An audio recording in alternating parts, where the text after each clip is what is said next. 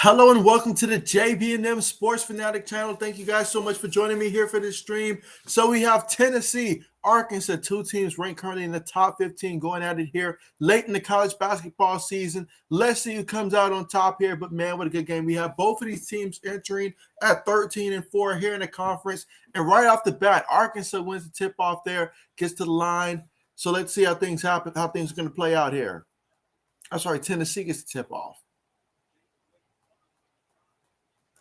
All right, so we got the Volunteers here at the free throw line. Euros hits that first free throw. Gets Tennessee on the board here first.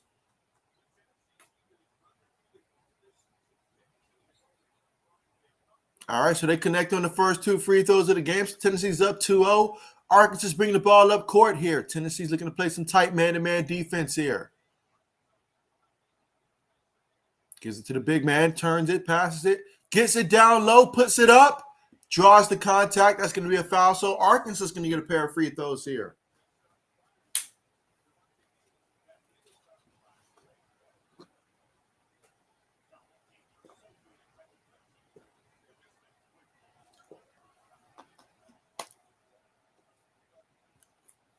Arkansas misses the first free throw attempt.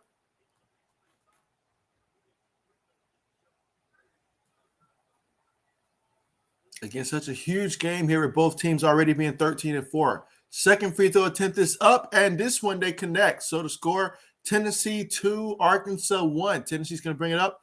Full court man-to-man here. Tennessee using some speed. Ball movement around the top. Couple screen set. Passes it.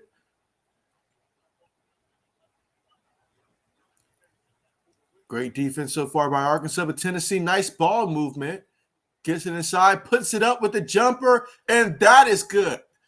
Tennessee's up 4-1.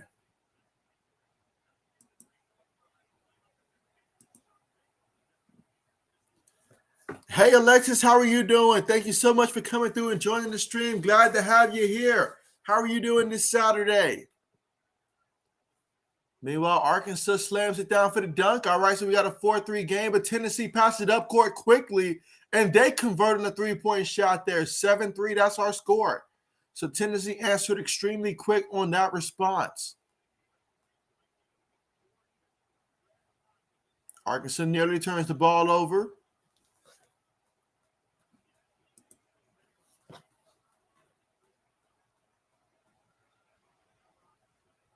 Tennessee playing good defense. Arkansas cuts it inside, puts it up, misses that. Tennessee gets the rebound.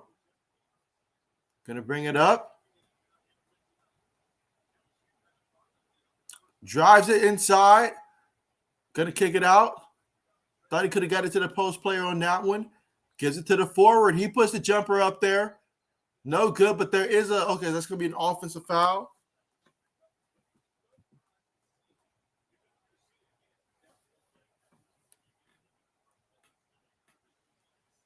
All right, so Arkansas's going to inbound the ball and bring it up court. Again, the score, Tennessee 7, Arkansas 3 here in the first half of play. Early in this one with about 17 minutes and 50 seconds left to go. Arkansas setting screens. Drives inside. Contested shot. No good. Rebound Tennessee. Tennessee's going to bring it up court. Arkansas playing that full court man-to-man.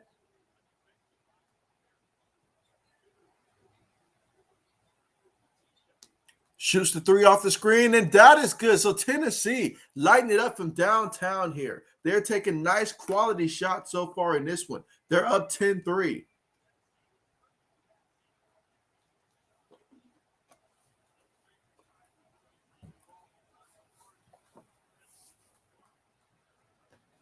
Arkansas passes the ball around.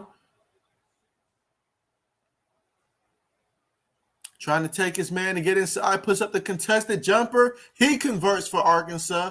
Score right now, Tennessee 10, Arkansas 5. Tennessee has it. Pulls it from downtown, and that is good. So Tennessee once again, 13-5.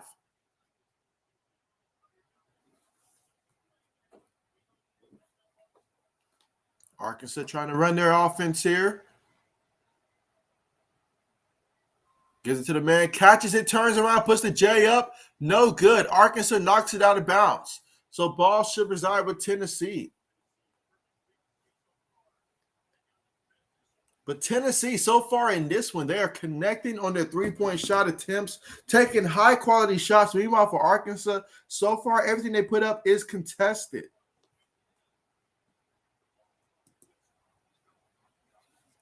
Carmichael, how's it going, man? How's it going? Thank you so much for coming through. I am doing fantastic here on this Saturday, just enjoying some college hoops. But how are you doing? I know you've got to be watching all those quarterbacks at the scouting combine, looking to see which one you want for your Pittsburgh Steelers. Meanwhile, Arkansas has it, going to bring it up court. Takes a far three-point shot, misses that one. Tennessee gets the rebound. Already up 13-5 in this one. Not a terrible pass on that one. That's going to be a turnover there. Terrible pass. And so Alexis is mixing. Wonderful, wonderful. That is great. That is great and very consistent right there. I like it. Wonderful. What are you working on today?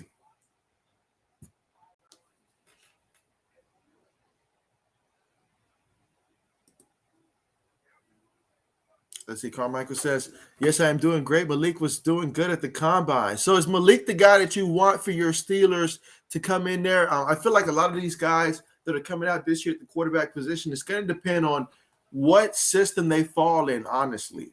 That's what it's going to come up to.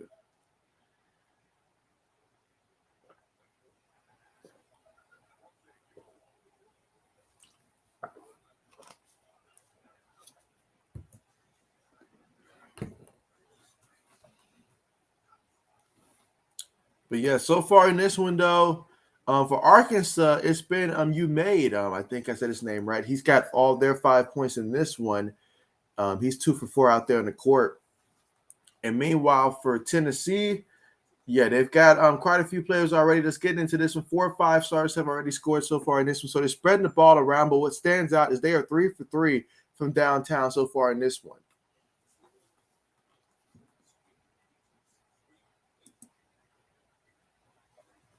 Let's see. Alexis says, can I jump on? And so, okay, absolutely. Absolutely. Let's see. Carmichael says, if we draft a quarterback in the first round, I want it to be Malik. And so I feel like when it comes to Malik, if you take him in the first round, you're going to have to be prepared for him to not play year one, or at least that's the ideal scenario. Now, obviously, the Steelers got a lot of weapons and stuff like that, and then obviously you got that going right there. So that would be great for him to work with. You got a running back, just continue to work on the offensive line to be able to give him some time, because he will certainly need some time as a rookie and stuff to process the speed of the difference of the speed from playing for Liberty and playing in the NFL day and night. So he'll need some time to catch up with that. So the offensive line should be taken care of before then. But hey, if that turns out to be the pick, it would be a good one. Personally, if I'm Pittsburgh, I'm probably aiming for someone like Kenny Pickett or something like that personally. But I can understand Malik Willis. I certainly can understand it. There's a lot of potential that comes with him. Let's see. Alexa says that she wants a linebacker for the Eagles. And so, the Eagles certainly with one of those couple of first-round picks that they got, they certainly can take that route in terms of linebackers. Especially, I'm interested to see where Nakobe Dean's going to end up at out of Georgia. I'm interested to see that. But particularly the kid from Utah, I can't believe I forgot his name already, but that's a linebacker that I'm pretty high on. So if I'm the Eagles, I'm probably considering him. But going defense, corner, corner, linebacker, and also maybe get a second receiver to go opposite side of Smith. I think that's a good move with some of those first-round picks there for the Eagles. Let's see. Carmichael says, if we don't, I would love Trevor Penning. And so, hey, that would be a good option. That would be a very good option. I would definitely like to see that as well. That would be a very good option. But getting a quarterback, that will be important. That will be important. All right, so here we go. Tennessee passing the ball around. The score right now is Tennessee 13, Arkansas 8. Oh, you got to protect the ball better than that. Pulls a three, no good. Tennessee gets the offensive rebound, second chance points here. Shoots another three, That falls in. Okay, score right now, Tennessee 16, Arkansas 8. And so I'm not entirely sure who I'm rooting for in this one, but I think I'm rooting for Tennessee to win this game. Arkansas turned the ball over. I like the idea, didn't like the execution of it. Let's see.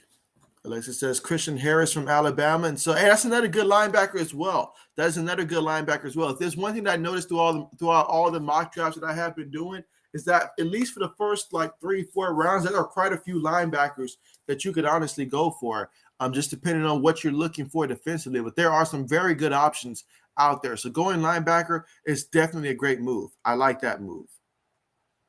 And so let's see, Alexa says, is my best linebacker Christian Harris? And so, okay. I like it. And so Alexa says, Utah Devin Lloyd. That's right. Good old Devin Lloyd. As much as I've seen his name, you'd think I'd remember that.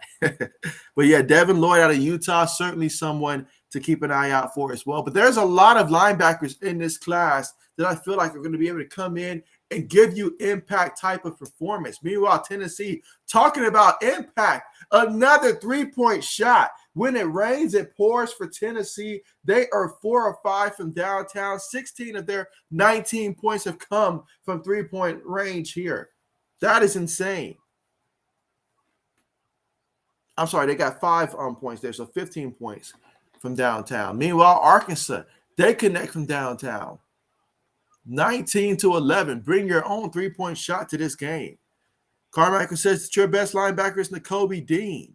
And so, oh yeah, Dean is someone that I feel like for whatever reason, I feel like Dean's going to end up sliding later in the draft. And I think, and by later in the draft, I mean like later in the first round where he should be a top 10 pick. But I think he'll slide to like towards the end of the first round. And I mean, throughout my mock drafts, honestly, I feel the Cowboys can probably be the team that end up getting him. And then imagine both him and what they've already got down there in that defense. That would probably be something that I can see happening right there. But you never know how the draft's going to play out. But wherever he goes, he's going to provide instant impact.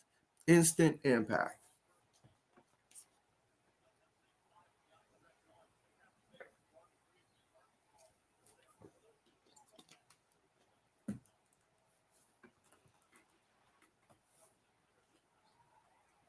All right, Arkansas missed the jumper. Tennessee with the rebound. They're already up 21-11 in this one. They passed the ball. Tennessee's going to drive it in. Try to kick it to the side for 3, but Arkansas stick the hand out. Ball will stay with Tennessee. Again, Tennessee up by 10 here in the first half with 12 minutes and 55 seconds left to go. Let's see what it says. But the other need is safety for the Eagles. And so, yeah, I feel like when it comes to this draft right here, I want to address, if I need a safety, I want to address that before the end of round 3, in my opinion. Like, I feel like there's a few guys there, depending on who you want, but you want to get, if you need a safety, you want to get that earlier in this draft class than later. That is certainly the case. That is certainly the case.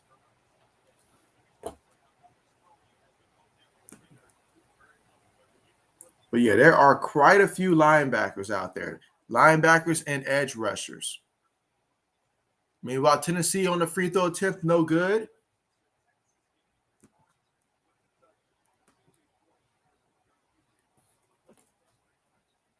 I probably should do a mock draft for the Eagles sometime soon. I probably should do one for the Eagles and the Steelers sometime soon. Let's see. Carmichael says that the Cowboys taking a true number 1 corner like Trent McDuffie. And so that would definitely be that. Hey, that would be extremely great. You'd have someone opposite side there that can come in there and be that cornerback number 2 for you year 1. That would be very interesting right there for the Cowboys. It really would be.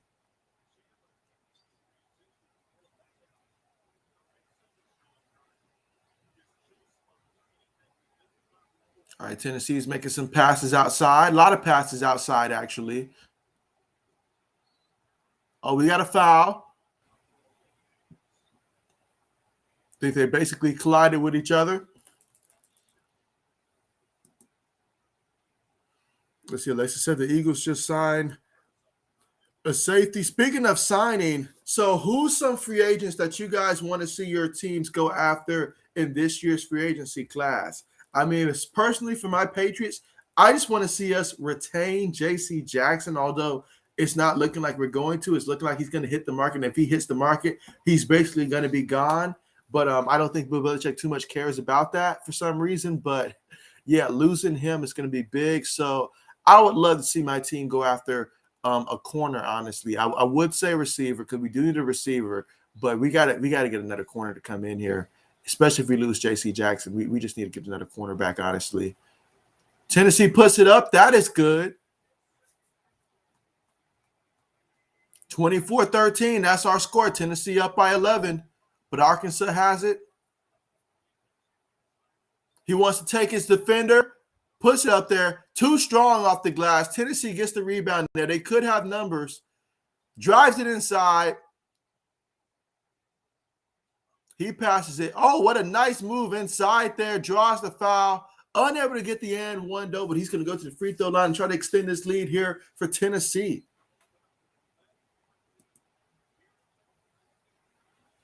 So Alexis wants, okay, so you want B.J. Hill for the Eagles? Okay, bet. B.J. Hill, nice.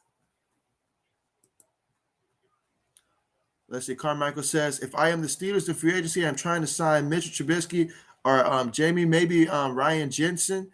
And so, interesting, Mitchell Trubisky, interesting.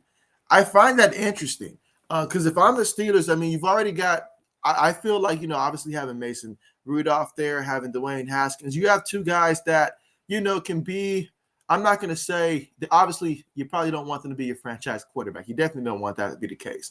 But they're guys that can come in if you need to come in and start a couple games there. If you have a great defense with that, it gives you one of those 50-50 games where it could happen just depending on your opponent and the matchup, stuff like that. But I want my quarterback of the future, and I don't know if Mitchell Trubisky would be that guy. Absolutely. So, but yeah, right now we're currently at the commercial, and the score is currently Arkansas 13, Tennessee 24. And so,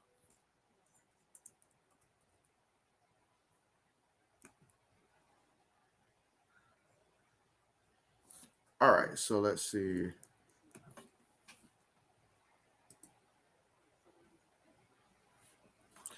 Let's see. Alexis says B.J. Hill can be a good option for Philly. And so, yeah, absolutely. Most definitely. And if I'm the Eagles, with all those picks and capitals that you guys have coming into the draft, I want to come out of this draft feeling a lot better about my defense. We saw it last time when the Eagles played against the Cowboys. We've seen it a couple of times here. They need to address that defense there and make that defense become a strength of this team. If you can build this defense through the draft, I mean, you've got the pieces on offense that you can work with and all like that. You can go out there and literally win with those guys, but defensively, now's the time to shore up that defense. Because last time the Eagles won the Super Bowl, it was that defense that played a key part there, especially on that defensive line. It was a defensive line that made a big impact.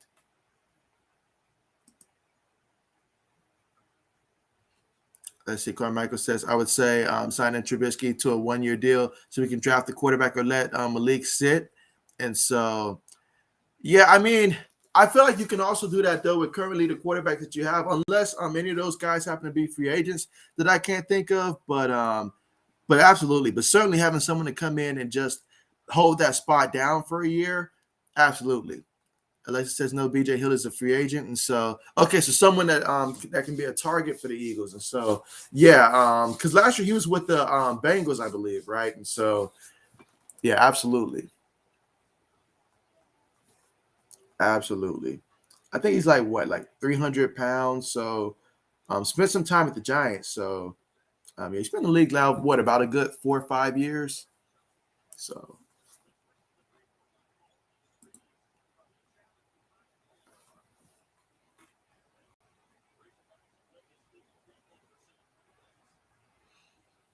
But yeah, once free agency starts, though, you guys are going to be seeing me post a lot of videos and stuff. Now, I know last year I was able to post it immediately when it happens, but due to my current work situation, I'm not sure if I'll be able to get them out like during the day immediately when it happens, but I'll do my best to try to update it like hourly or something like that, just depending on how that works out for me, because I will be at some point switching jobs.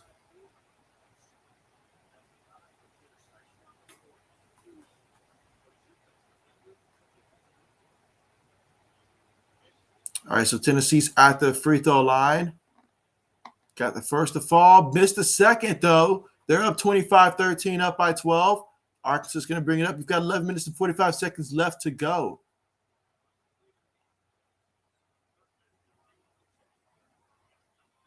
Three-point shot is up. No good.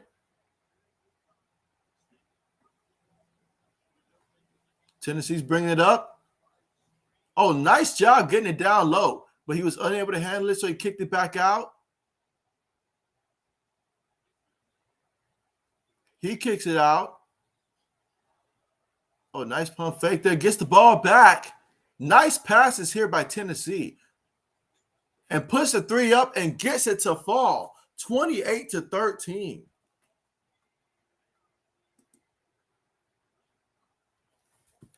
Carmichael says, I feel like we should also sign an offensive lineman. And so, yes, signing the offensive lineman, drafting the offensive lineman, I feel like those are good moves there. And that's certainly what you're going to want to do. Secure that offensive line. That's the mission this offseason for the offense. Secure that offensive line.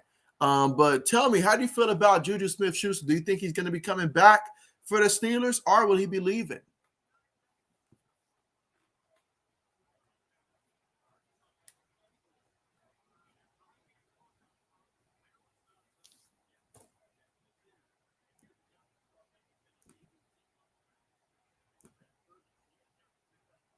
All right, Arkansas for the inbound the ball. Inbounded up high. Tried to lob it there. It didn't work. Going to be Tennessee basketball. Well, they switched it to looks like Arkansas ball now. So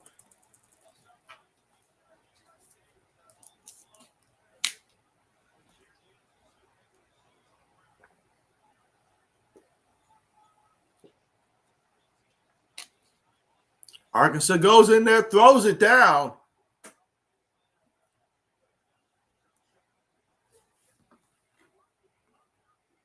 All right, Tennessee's going to bring it up. 28-13 is the score right now.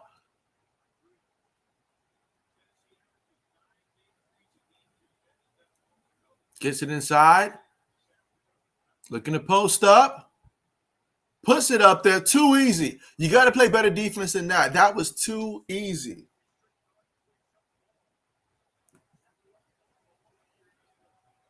In the corner. Puts it up. That's a miss. Tennessee's going to bring it up. All right, it's going to be an offensive foul here.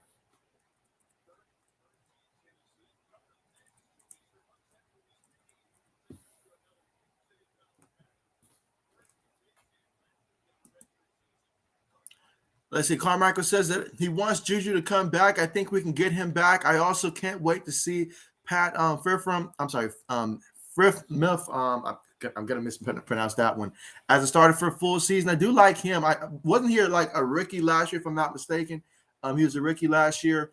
Yeah, I mean, Juju, just the fact that he was able to return last year for the playoffs, that was a good sign right there to see that. I mean, while Tennessee's up 30-13 right now over Arkansas.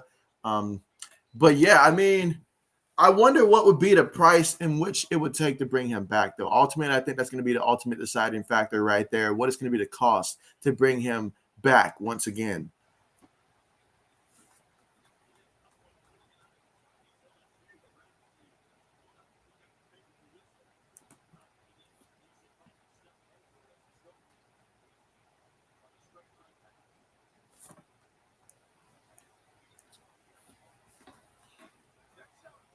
I mean, meanwhile, Arkansas steps in front of the pass for the steal. Unable to handle it, though. Out of bounds. Ball goes back to Tennessee. So Tennessee's already up 30-13 so far in this one. Arkansas unable to take advantage of the turnover, and they turn it over themselves.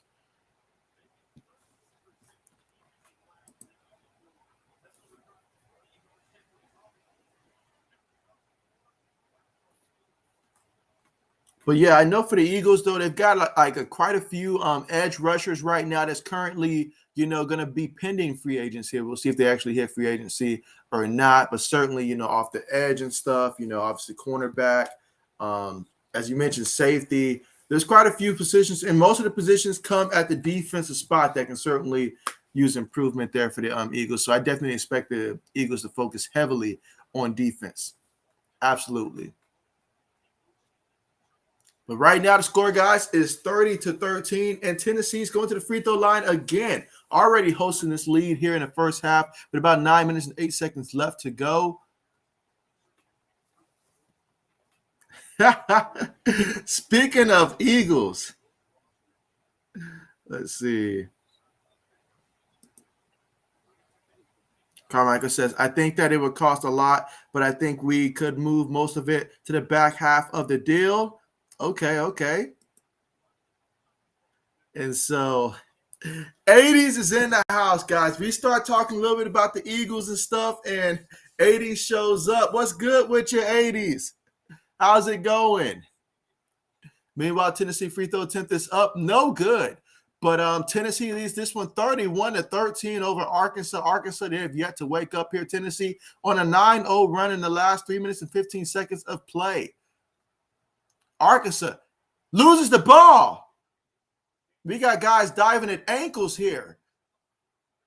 Arkansas gets it back, brings it up.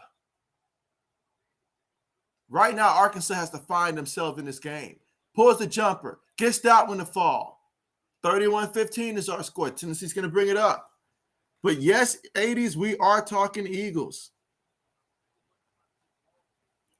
And let's see. Alexa says, yep, JK. Yeah, talking a little bit about the Eagles here. Alexa says the Eagles just signed B.J. Hill. And so good old B.J. Hill.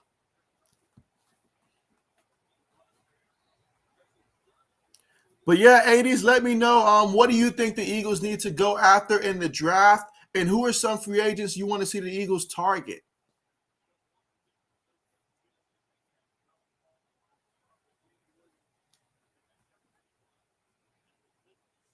Meanwhile, Tennessee here at the free throw line. I feel like they've been to the free throw line quite a bit here.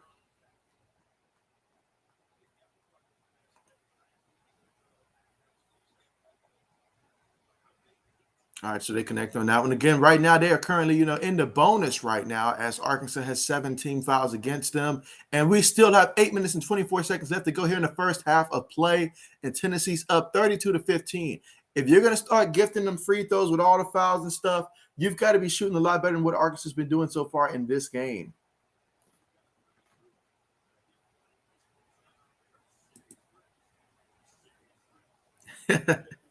'80s wants to take Coop from the, as he says, Cowgirls.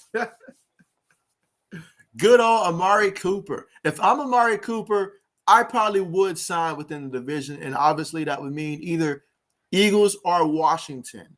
I would consider those two teams strongly if I was Coop right now, just to stick it back to the Cowboys.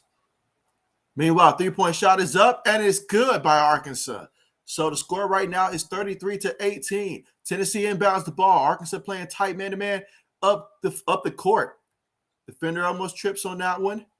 Tennessee trying to move the ball around. I love the way Tennessee passes the ball around, though. Excellent pass inside. Turned it over that time, trying to get it to the big man down low, but it was a good decision. I feel like in my mind, just not great execution. Arkansas tried a three-point attempt again, no good. Going to go to the free throw line here.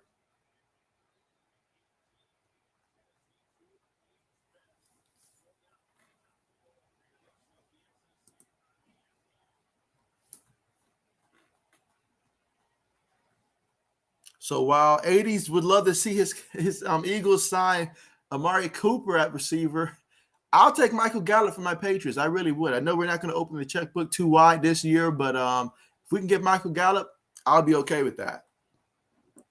I guess we're just going to take all the weapons the Cowboys had last year.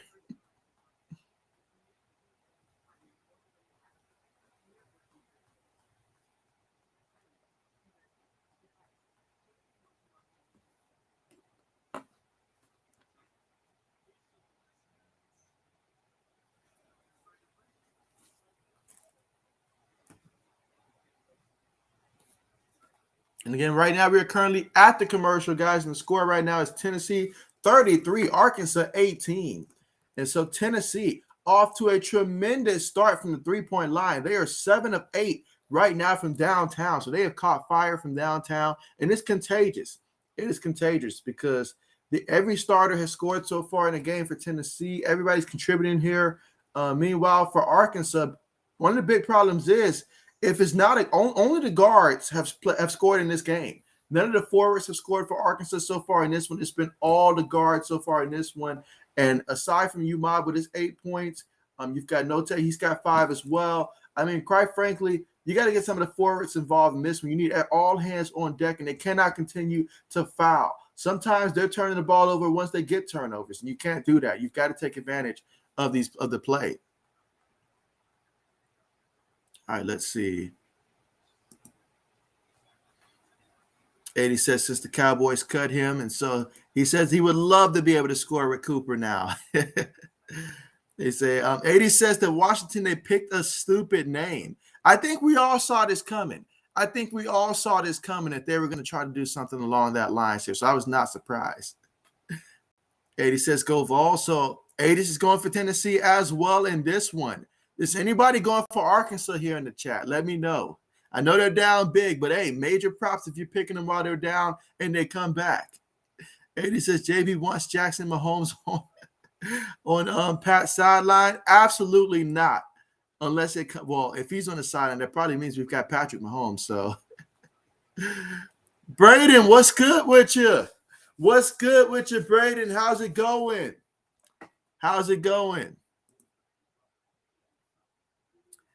Let's see. Braden says, heard your Pats might sign Amari Cooper after the Cowboys release him. The only thing about that is that I just find it hard to see Bill Belichick writing a check that's going to make Amari Cooper happy at this point, So unless Amari Cooper's just feeling down right now and he just wants to go and play for Bill, which I don't know if that's the case, but I'd love to have it. I got a friend of mine that every time I play him on Madden, he's always throwing touchdowns to Amari Cooper. So I'd love to stick it to him and show him what Amari Cooper can do to his defense. But absolutely, let's see. Braden says go Tennessee. So I think we're all rooting Tennessee so far in this one. Braden says no 80s. He wants Baker Mayfield. That is not the case. Not the case at all. You will see me chant for us to get Johnny Manziel to come back to the NFL before you see that happen. So, all right, here we go. Arkansas looking inbound the ball. And Arkansas, what the heck? That was an easy inbound pass. And they can't even handle the inbound pass at this moment. Take them back to grade school. Come on, man. That's a basic play. Meanwhile, Tennessee gives it to the big man. He wants to post up there. Oh, come on. He gets the foul on that. Wow. Sometimes it pays to just hold on to the ball and just do random stuff, I guess.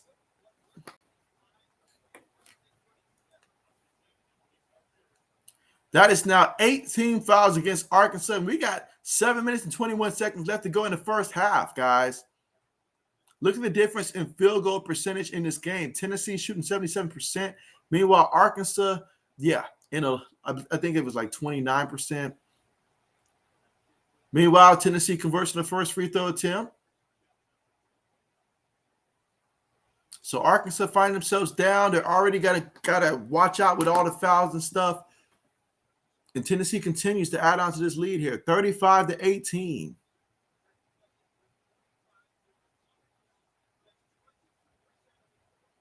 Arkansas brings the ball up.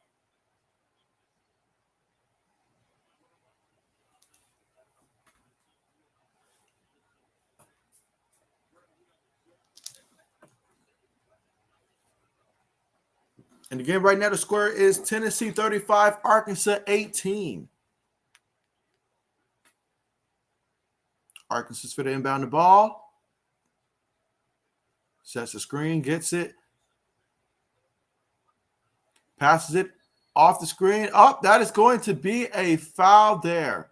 So give Tennessee even more free throws here.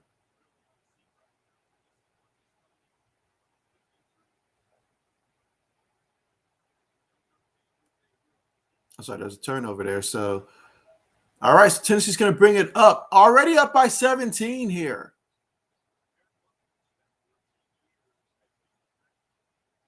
Set some screens here. Tennessee, they are willing passers. They willingly pass the ball, and they do a tremendous job. Again, both teams currently 13-4 in conference play.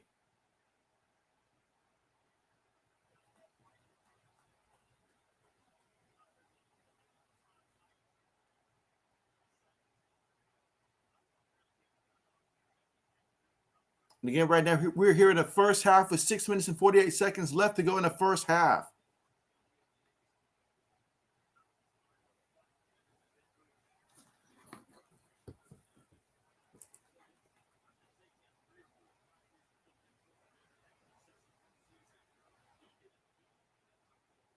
All right, Tennessee missed on the free throw attempt, so they're up 36-18.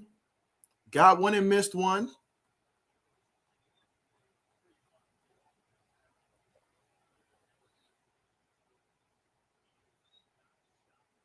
All right, Tennessee's looking to inbound the ball here. Gets it inbounded. Making a move, trying to get to the basket. Lays it up. Oh, they're saying ball's going to stay with Tennessee.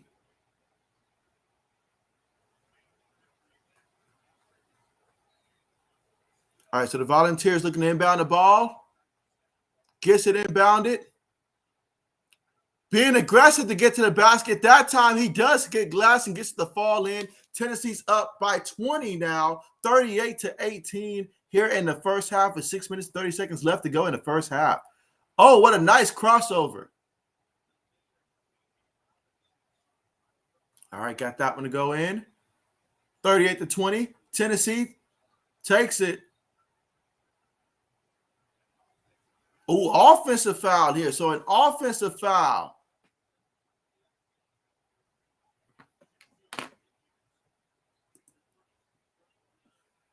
Coach Dante, what's good with you? What's good with you? We got Coach Dante here, y'all. Appreciate you for coming through. Coach, how you doing?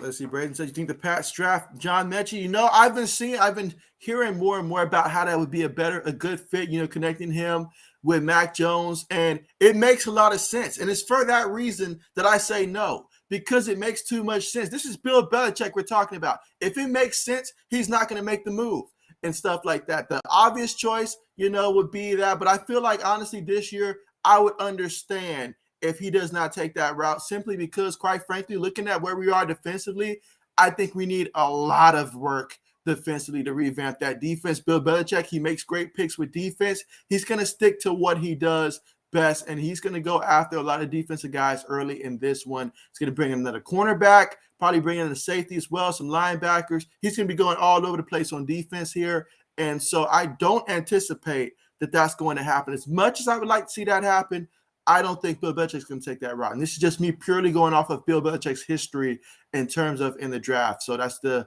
reason I don't think that's going to happen right there. But if I was in charge, though, it'd certainly be a possibility. Absolutely. Let's see. Coach says, doing good, man. Just waiting all day. 3 just combine. That's right. Day 3 of the combine. This, with everybody waiting on this, is basically the main event. And so, you already know. You already know. Absolutely. Arkansas with the ball down 18. Pulls the jumper. No good. Tennessee gets the rebound. Passes the ball there. Nice passes. Drives it inside. Tennessee is very quick with the ball. Like, everybody has that speed. As soon as they get the ball, they can get past their defender quickly. Arkansas's defense is going almost in slow-mo, it seems like. Arkansas pulls the awkward jumper. No good. Tennessee with the rebound, going to bring it up. Again, they are up 38-20 right now here in the first half with 5 minutes and 20 seconds left to go. Tennessee has it. A lot of screens set here. Pass it. Another three-point attempt. No good. And it has not been often I've been able to say no good for Tennessee from downtown, because, quite frankly, they are 7 of 9 from three-point range so far in this one.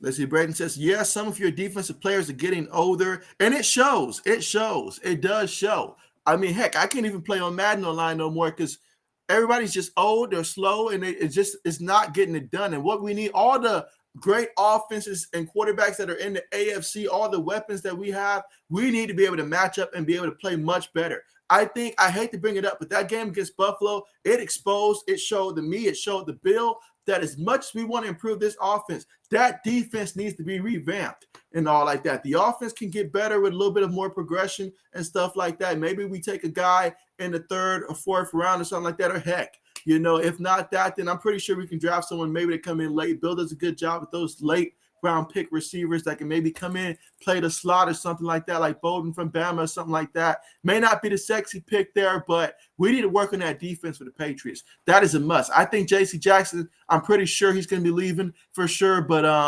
we're going to have to address the cornerback position. Going to have to upgrade, safety. We got to get somebody in that's going to be there for the future. Linebackers as well, getting younger, high tower and stuff. They're aging, all that stuff. So we got a lot of work to do on defense. So expect him to trade down possibly and then just stock up. Just stock up on defense.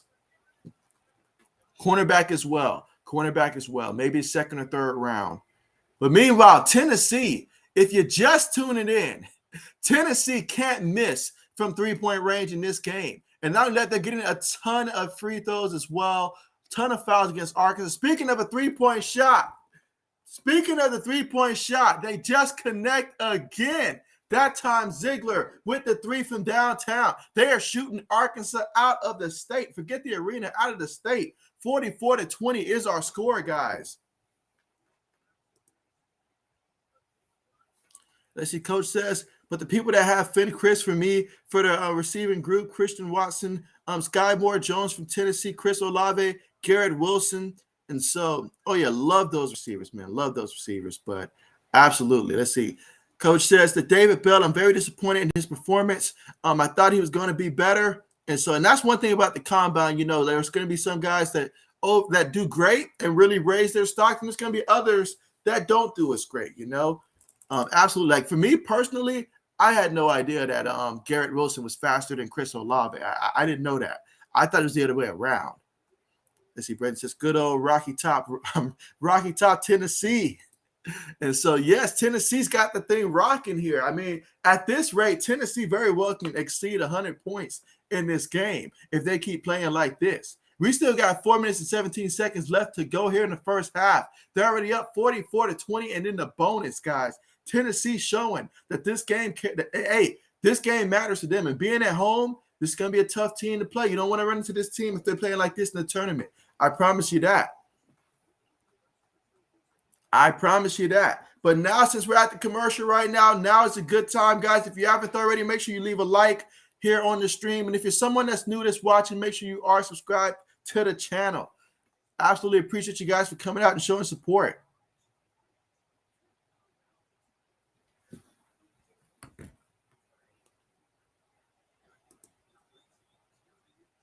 Let's see. Braden says, I would love the Packers to draft Chris Olave, but that won't happen. It just makes too much sense to happen. Kind of like what I said for Bill Belichick for the Packers.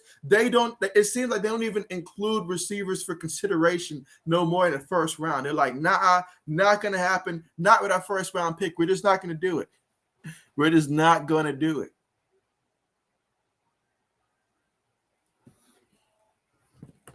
But, I mean, I doubt Chris Olave falls that far. I don't think he gets beyond perhaps maybe the Raiders when the Raiders are on the clock or something like that. That's probably as low as you're going to get in terms of where he'll be on draft day for Chris Olave. I mean, there's a couple teams that can sway how things will go, but I think he'll definitely be off. He'll definitely be off the board by the time Green Bay gets up there. That is for sure.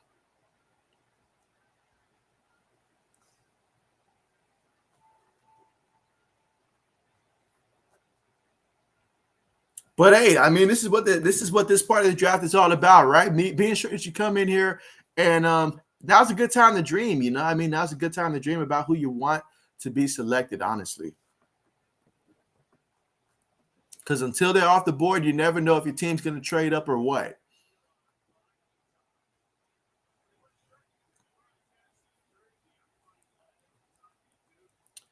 Who do you guys think is going to be the starting quarterback for the Tampa Bay Buccaneers next year? Like, I know that they're talking all this about Blaine Gabbert, but do you guys buy that? It could be Blaine Gabbert or maybe Kyle Trask or something like that, or really be someone else, assuming that Brady doesn't come back for sure. Who do you guys think would be starting quarterback for the Buccaneers next year?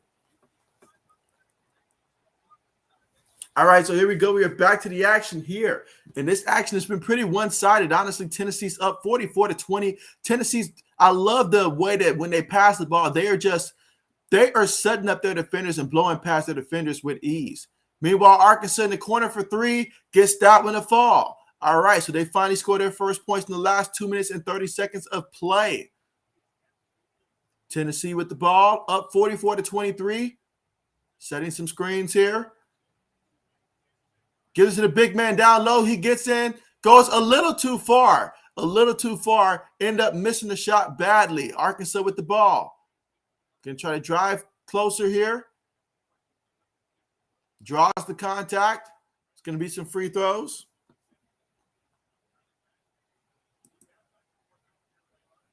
All right, so Braden says, Kyle Trask or Jameis Winston. It's been a minute there, guys. It's been a minute. Early in the morning for me. But yeah, Jameis Winston. Good old Jameis Winston. I doubt he goes back to Tampa. I highly doubt that. But I do wonder if maybe bringing a guy in like, I don't know, maybe a Ryan Fitzpatrick or something like that. Who knows? You just never know. I mean, is Jimmy Garoppolo a consideration here for a team like Tampa? Those are questions that I would ask.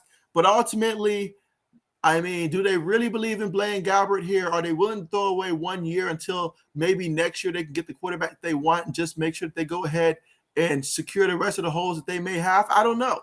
But I don't think Kyle Trask will be the quarterback. I think they really will go Blaine Gabbert, at least week one, go him first before Kyle Trask here. Meanwhile, fast break opportunity, but Arkansas can't handle the rock, so therefore, ball's going back to Tennessee.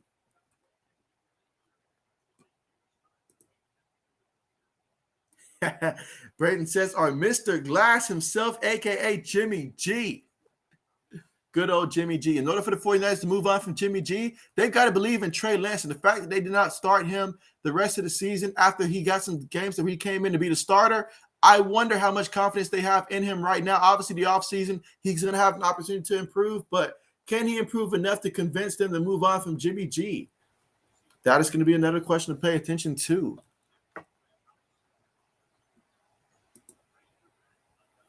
Arkansas has the ball here. Puts up the jumper. That one didn't fall. Got the offensive glass. They're able to draw the contact, so they're going to get some free throws here while they are trailing 44-25 here with 2 minutes and 54 seconds left to go here in the first half.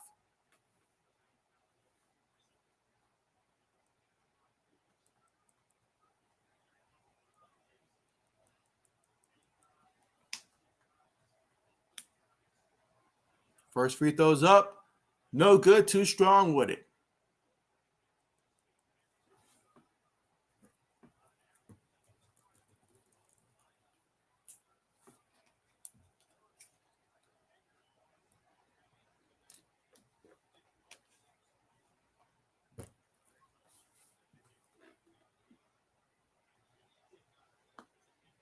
Tennessee has it.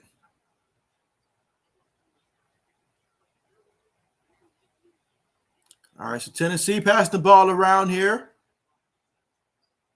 Looking to take his man, gets it up there close, just throws up something crazy. Arkansas gets the rebound after the miss. Arkansas bringing it up. And he turns it over, a behind-the-back turnover, then an instant foul. Son, what are you doing? What are you doing? Foul on Robinson there. 44-26. That's our score here in the first half with 2 minutes and 24 seconds left to go in the first half.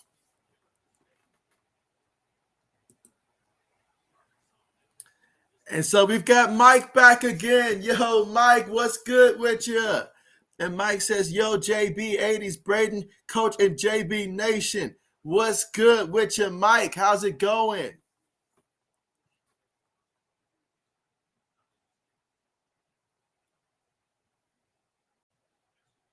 All right, so Tennessee here at the free throw line. Free throw attempt is up. That is good.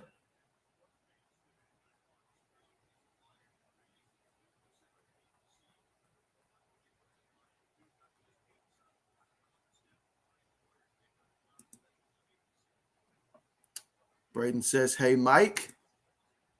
Free throw attempt is up, and that is good as well. 46-26. That is the score.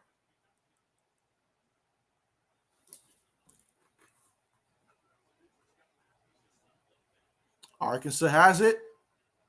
Turns the ball over again. This is a fast break opportunity. He lays it up there. Draw the contact there. Tried to get the and one. Unable to do it, but he's going to go to the free throw line here. So 46-26 is our score.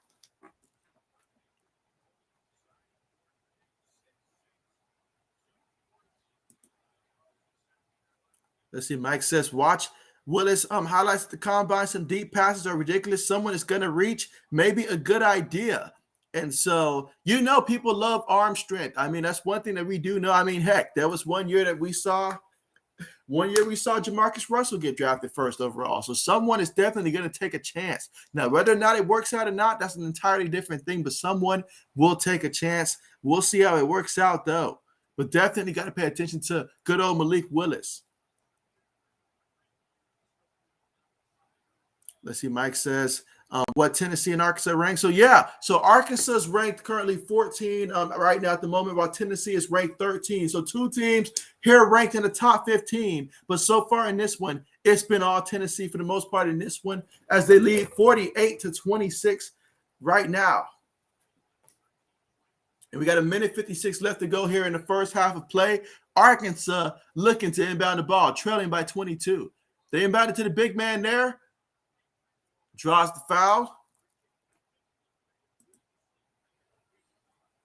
Mike says Pickett look consistent. Pickett right now is my top quarterback currently where things stand right now. He is currently my top quarterback on the board right now, Kenny Pickett.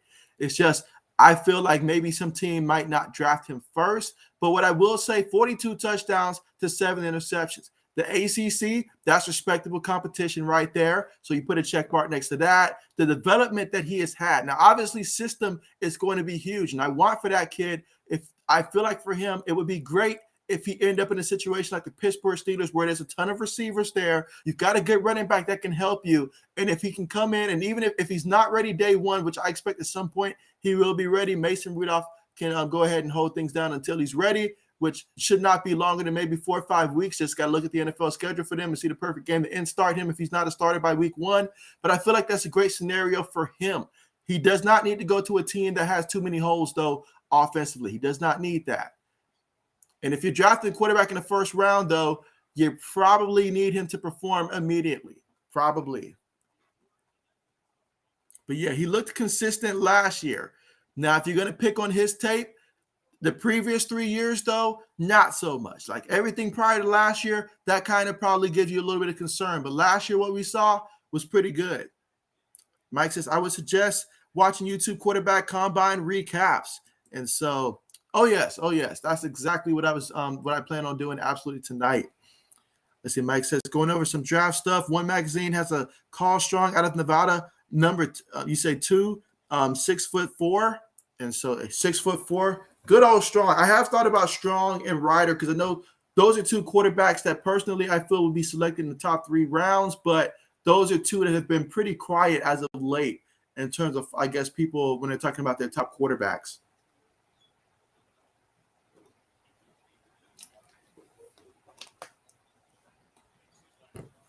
Meanwhile, Tennessee drives it in there, misses it, gets the offensive rebound. Their ball's going to stay with Tennessee. They're up 48-29.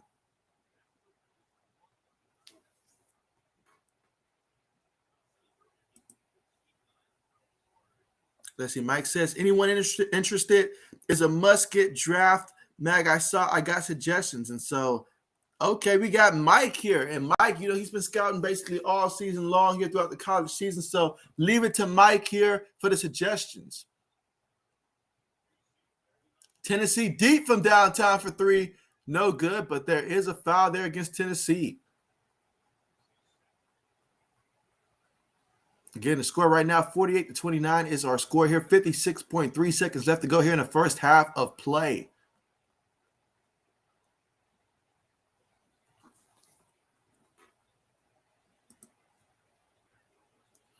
Mike says Emmanuel Sanders is our is one of Buffalo, maybe retirement. And so good old Emmanuel Sanders.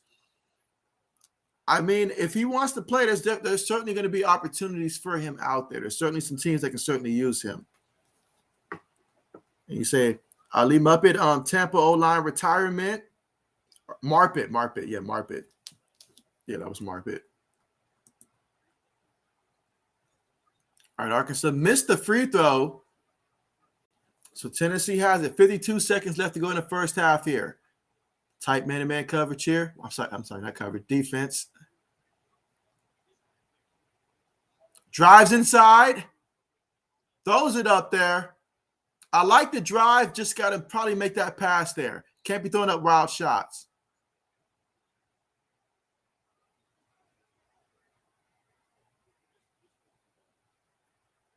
All right, things get a little testy out there.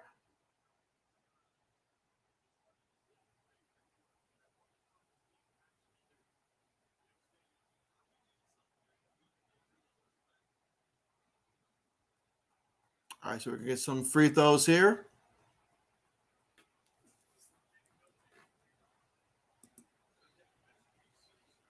Let's see. Mike says Cole Beasley told to try to get traded. I did see that. Good old Cole Beasley trying to get well, I don't know who's going to trade for him, but what are some possible destinations, Mike, you think might make sense? I mean, maybe a reunion for him going back to, I don't know, Dallas or something like that, considering all the weapons that they may be losing.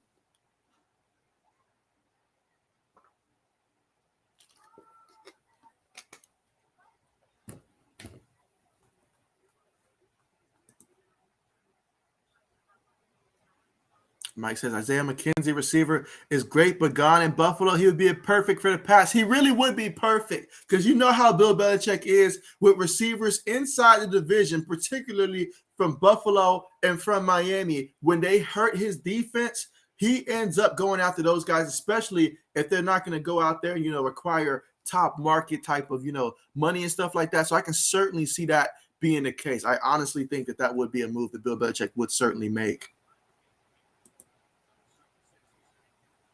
Let's see, Mike says, I think it's a nice way of saying, look, nobody wants you. We can't afford you. Pay cut, please. Yeah, there's a lot of ways of saying that. There's a lot of different ways to go about that, Mike. A lot of different ways to go about that. Absolutely.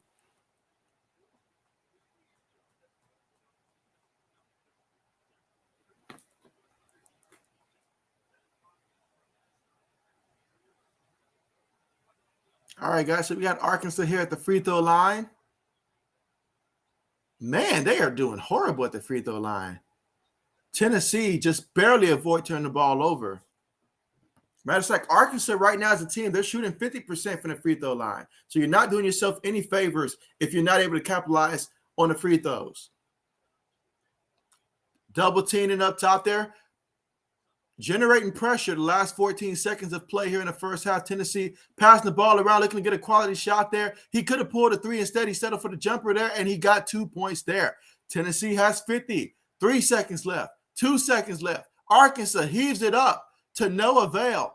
50-29. That's our score at the end of the first half, guys. And so, 21-point lead here by Tennessee. And so they have been just shooting lights out, especially from three-point range here. 9 of 12 from downtown. Can they keep that up in the second half here? Who knows? But they dropped 50 points here in the first half against Arkansas. Arkansas needs to wake up defensively and offensively, and they need to start converting on these free throws.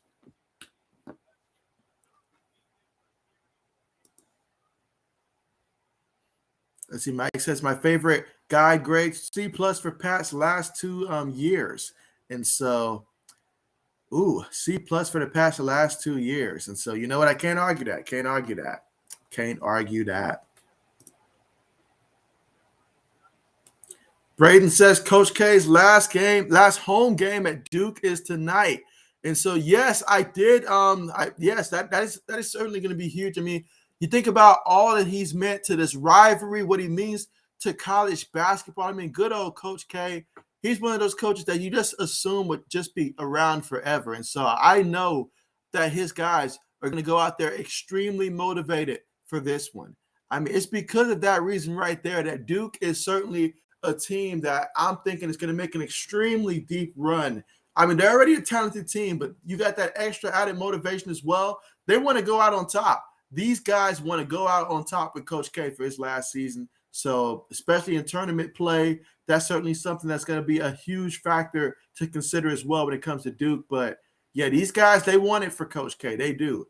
And Coach K, I mean, my goodness, what can't we say about this guy? I mean, this guy, he has just transformed so many players. So many great players have came and played for them because they trust this man with just honestly putting them on a path for success.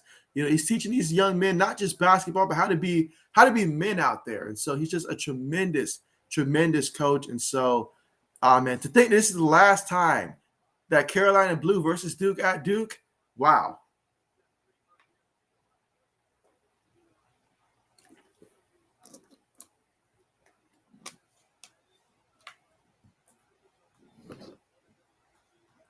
All right, let's see. But right now, we are currently at the half, guys. And so the score right now, Tennessee 50, Arkansas 29.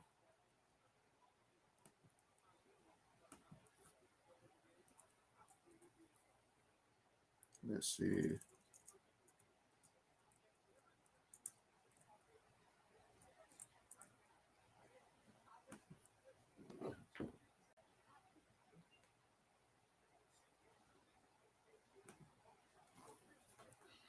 All right, let's see. All right, Mike says, where is Brady going to play? My strong guess is Miami. At this point, I think Brady just wants the attention, honestly. He loves the attention. You know how Brady is. I mean, he's the same guy that made the remarks about another quarterback and just never gave us the answer because he wanted us to linger on it. He wants to linger in our minds at this point. You know, he wants to be the topic of conversation. So yeah, but I just don't see that being the case. That would be crazy. That would be crazy. Mike says, pick 2, Christian Bazemore, second round. Mainstay, front 7. Grade him, please, JB. And so, all right. So, yeah, so Christian Bazemore, from what I seen last year, I'm gonna give that grade with Christian Bazemore from last year. I'm gonna give it right now about a B. About a B. Yeah, about a B. I was gonna say about a B minus, but I'm gonna say about a B. I mean, I know the potential, and if he can continue to keep improving, that will get higher and higher.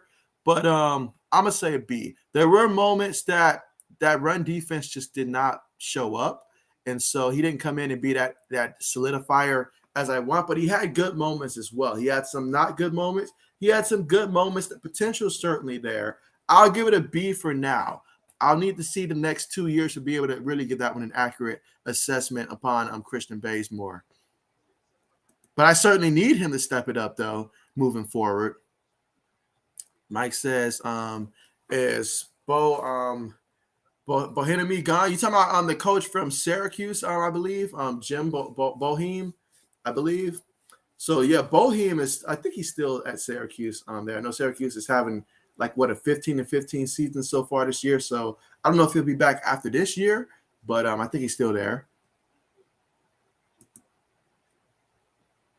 Let's see. Mike says no more Coach K. He's been there like my entire life, and so yeah, he really has been. He really has been. Honestly, he really has been. Mike says, JB, where Amari Cooper going? Honestly, I think Amari Cooper stays within the division. I personally think that Amari Cooper, it makes a lot of sense to go to Washington. I know that that's been a team that's had some interest in him in the past. So I think Washington is the team, but I would not be surprised if a team like it depends on how much money he wants, honestly. It depends on how much money he wants, because I could say a team like the Eagles, but financially, probably Washington might make a lot of sense for him, honestly. So that's my pick. If you ask me right now, I'm going to go and say Washington. Let's see. Mike says, JB, he wanted out Tampa Bay. He wants Miami. And so, yeah, he's starting to show that diva side of him. He's starting to show that diva side of him, honestly. But we'll see how it goes. We'll see how it goes. Whether it's Miami, whether it's San Francisco, whether it's back at Tampa, whether it's finally staying retired and spending time with his family, we'll see how things play out. Mike says, what's ceiling for Christian Bazemore? I think the ceiling for Christian Bazemore is to become the kind of guy that can come in there and honestly be a little better than what we're seeing right now. Just more consistent. Be more consistent. But I'm trying to think in terms of how to describe his ceiling. Basically, what you see now, he's going to be that guy that comes in there, continues to clog up the hole and be a force in the middle. I think he gets better, but his ceiling, if I had to give it like the grade type of ceiling, I would say his ceiling would probably be like a B plus, honestly, a B plus. I don't think no higher than that. About a B plus is his ceiling. Right now, he's at about a B. So he can improve some, but that's about it. That's about it. You're going to want to get another guy that you can probably rotate in with him at some point. But yeah. Yeah, he's still at Syracuse this season, but I think they're like 15-15 last I heard. Let's see, Mike says, is 80s interested in Coop? He is. He said that earlier in the stream that he wants Amari Cooper to join his Eagles. And if that were to happen, that'd be pretty incredible. That'd be pretty incredible. I could see that. Mike says Cowboys mistake paying running back so big. And so, yeah, it's catching up to him. It's catching up to him, honestly. It really is catching up to them. They're not getting the production that they need from Zeke, considering the amount of money that they spent for Zeke over the last couple of years. That has been the case. Mike says, I know a guy who knows a guy whose sister's cousin said Brady's wife wants to be in Miami rolling big. And so if he goes down to Miami, he's going to get what he's asking for down there. Coach says, for the running backs, Tyler Goodson from Iowa, Hall from Iowa State, White, that's right, from Arizona State, Zamar White, James Cook, love me some James Cook there, Pierre Strong, all of the good in their workouts yesterday, and these are all running backs that you can get towards the middle of the draft, middle, and it may be even possibly day 3. Some of them will slide to day 3 too, so you can get some good options there at running back, especially in the NFL today where everybody needs to have that rotation type of running back. That makes a lot of sense. That makes a lot of sense there. And a team to certainly watch out for in that category, Giants. We know they've already got Saquon Barkley. They did let go Devontae Booker. I was a little surprised by the move there. I was a little surprised by the move there, but certainly some good quality running backs at a team like that could certainly go for later on in the draft. So absolutely.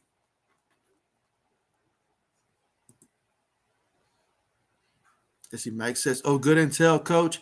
You said my Bills need running back bad, but can't spend a day 1 or 2, too many other needs. And so, yeah, absolutely. This is a good year to get some good quality running backs that can really come in here. And honestly, the names that coach mentioned, these are guys that can come in there, either become backs that can get you 1,000 yards rushing, or either can be the type of running back that can come in there, be that second running back, be that change of pace back, come in there, provide the hands, be that third down back. They can come in there and have some games, especially, when injuries happen, they can come in there and hold it down for you. So these are some good running backs later on. Let's see, Mike says, how past running back stench coming out free agency. And so for me, the only concern that I really have, honestly, is what are we going to do with James White? Like, I know he was hurt last year, but we seen how we can look without them. Obviously, we're good. Damian Harris, obviously Ramondre Stevenson. We're good at running back there. And obviously, Bill, he seems like rather than paying to keep someone, he can probably just take someone late in the draft again or middle of the draft again that he really likes and then just strap another running back on there. So I'm not concerned about that. But, yeah, absolutely. When it comes to that, I'm just concerned about James White because we have history with James White. There's a soft spot in my heart. He reminds me of guys like Kevin Falk that we've traditionally had, but those days are gone. Those days are gone. So absolutely. Mike says, Coach Wright, Bills need to hit on a day 3 gym. And so if you're looking to hit day 3 in the gym, then best believe running back is a spot where you want to look at, especially if you're Buffalo. You can get a day 3 gym there. Matter of fact, you can possibly get an undrafted guy as well. You just never know. But certainly day 3, there's going to be some good options there that can come in, and you can add them to the rotation. They can complement what you've already got. And then, hey, if they get hot, then they take over. They will fight for that number 1 spot rather than you have to hand it to them. They will come in, fight for that spot. There you go. Coach says, yep, and all these running backs, maybe every down running backs in the future. They certainly carry that potential. They certainly carry that potential. It's just a matter of Will these coaches allow them to actually carry the ball by themselves there?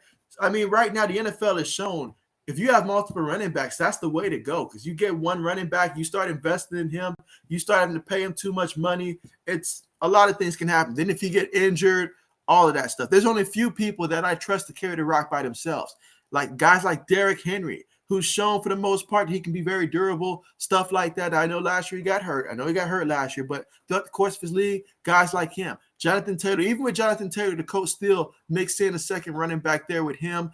I wonder what's going to happen with Marlon Mack, guys. I know nobody's talking about Marlon Mack. That pretty much died off ever since the trade deadline. But Marlon Mack, where's some good fits for him? Coach Dante, where's a good fit for Marlon Mack? Do you think there's some room down there in Houston for him? Do you think that's a possibility down there in Houston that Marlon Mack may go there? Or will teams just opt to look to draft someone that they can probably get on the cheap first, and then Marlon Mack's going to have to settle for whatever team is left over at that point?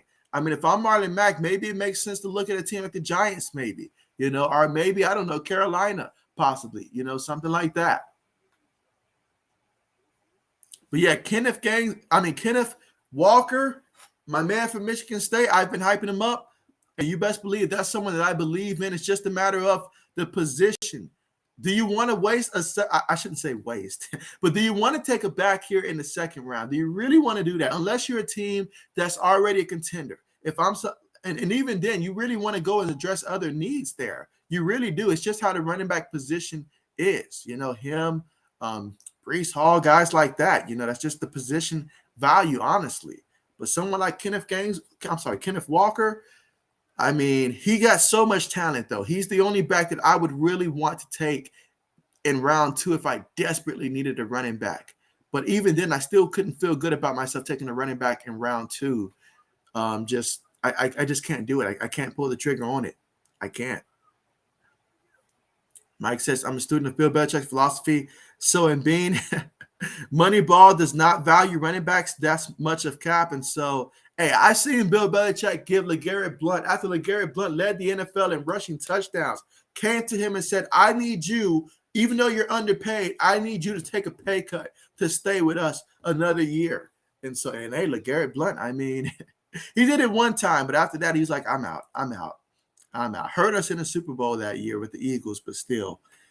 Mike says, James White is so Pats. I can see how it would suck to lose him. It would suck, but Bill Belichick, in his mind, he's already seen what it's like to not have him and all like that. So I can certainly see that, especially the way that Bolden played last year. That's someone that we can keep, not have to compete for the money-wise. James White, though, he would take a team-friendly deal. So it's always that possibility. He wants to stay with the Pats. He's a true Patriot.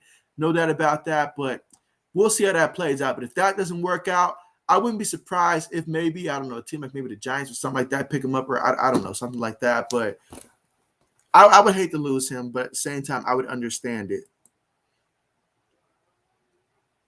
Mike says, Kenneth Walker, day one coach. So he wants to see, is Kenneth Walker a day one back? I think talent-wise, yes. But I think you end up taking him in the second round if you take him. There's just too many pieces on the board.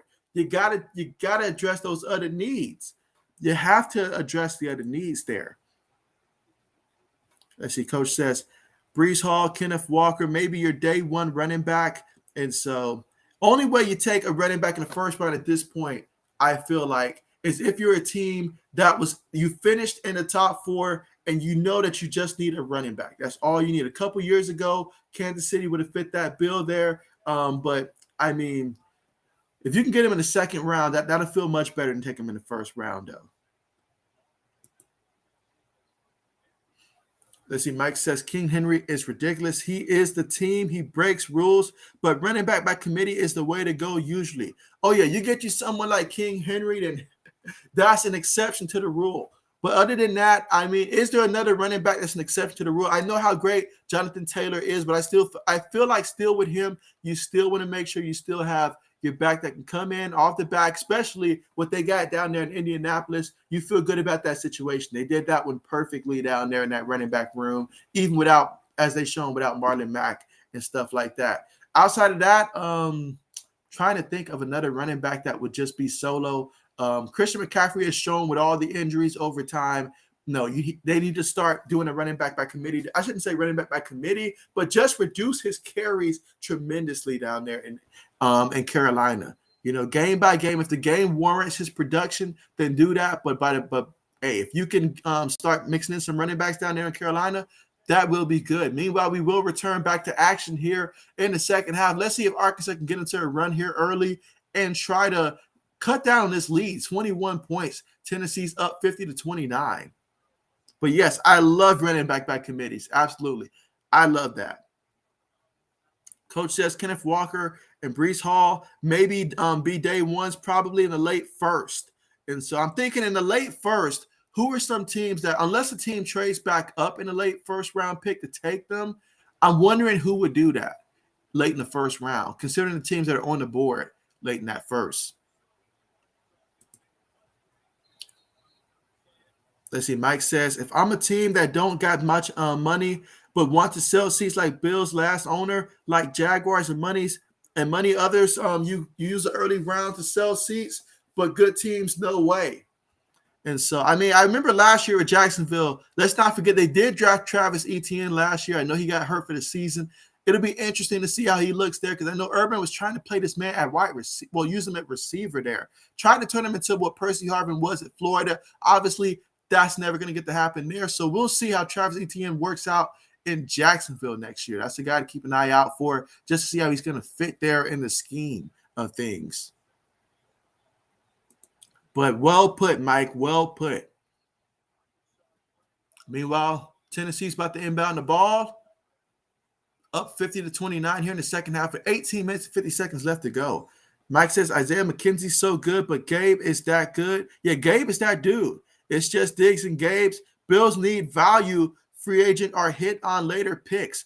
And so absolutely hitting on later picks. And by later picks, I mean about fourth round or later, start getting some additional receivers as well as later free agency as well. There's going to be some value. There will be some value in terms of guys you can get at that position and all like that without having to break the bank. Bills just got to be smart and selective with those guys, but I believe they'll get it right. I believe they'll get it right because they understand the importance of being able to surround a guy like Josh Allen with weapons and stuff like that. They're going to want to do that. It worked out well last year. That's what you want.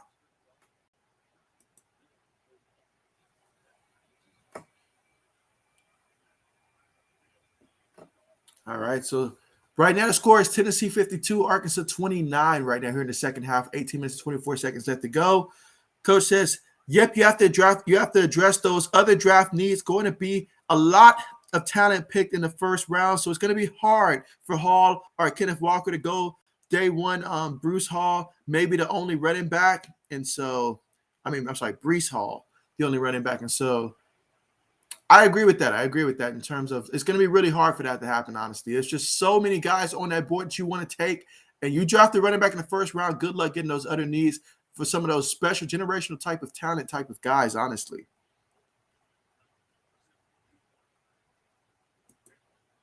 Meanwhile, Tennessee brings the ball up, puts up the jumper, no good.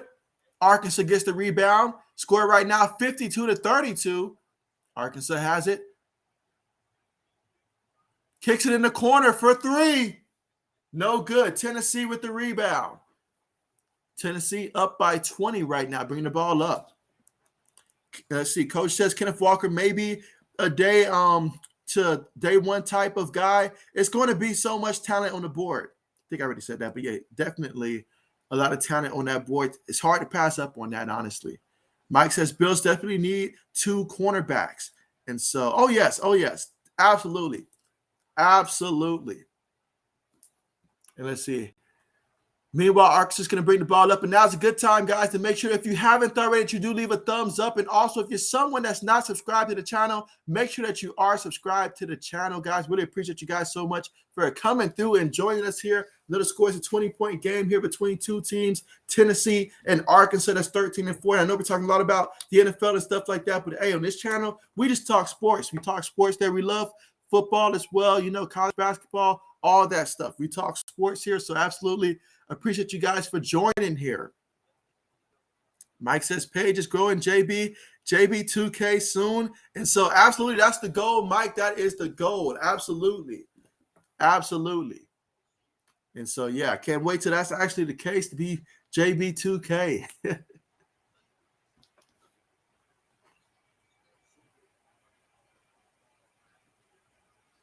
Tennessee puts up the shot, no good. Arkansas secures the rebound.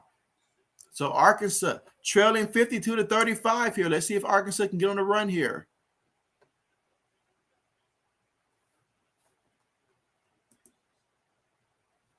Kicks it out for 3. No good. Tennessee tried to get the rebound, but Arkansas gets it. Pulls a 3 again. Misses it again. Gets the offensive rebound one more time. Kicks it out. This time they're going to cut it in there, put a jumper. And that is good. All right, so 52-37. Okay, Arkansas trying to get back in this one. And, hey, the offensive rebounds, Arkansas's leading that category there, 7-4, while Tennessee's overall leading the defensive rebounds there. Oh, what a nice steal. He picked his pocket on that one. That's 2 more points there for Arkansas. So now, all of a sudden, we got a 13-point game. Can Arkansas come back here? Here in the second half with 15 minutes and 45 seconds left to go. And so we're going to call a timeout here. Tennessee's going to call a timeout here and ask what the heck is going on here in the second half. Mike says pick 3. Ronnie Perkins, outside linebacker, says hard to make impact if not available. What's your grade? Year 1. And so year 1, let's see. For Ronnie Perkins, I mean, as you said, hard to make the impact if not available. So I got to go with right now. I got to go with I'll go C+, till further notice for right now. C+. Let's see. Mike says Aaron Jones spotlight, great find. It says 17th, 5th round. And so absolutely a guy like Aaron Jones, absolutely.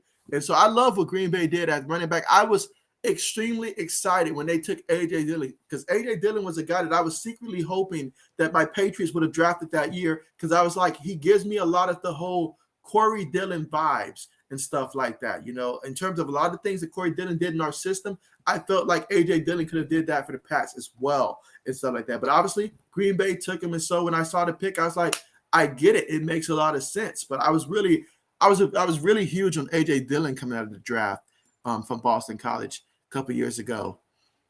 Let's see. Mike says, Coach, you see any running backs that could become a star? Who's Breece Hall compared to? That is great. Coach, if you're on and you can give us a comparison for Breece Hall, I would love to hear that as well in terms of a comparison there. And so let's see. But right now we're currently at the commercial, guys, but Tennessee's up 52-39 in this one. Let's see. Braden says, here comes the Razorbacks. And so Johnny Cash, what's good with you? What's good with you, buddy? Thank you so much for coming through, man. Glad to see you here on the stream, man. And you said Tennessee thought it was over. Let's go Hogs. So we got someone here to represent Arkansas. All right, I like it.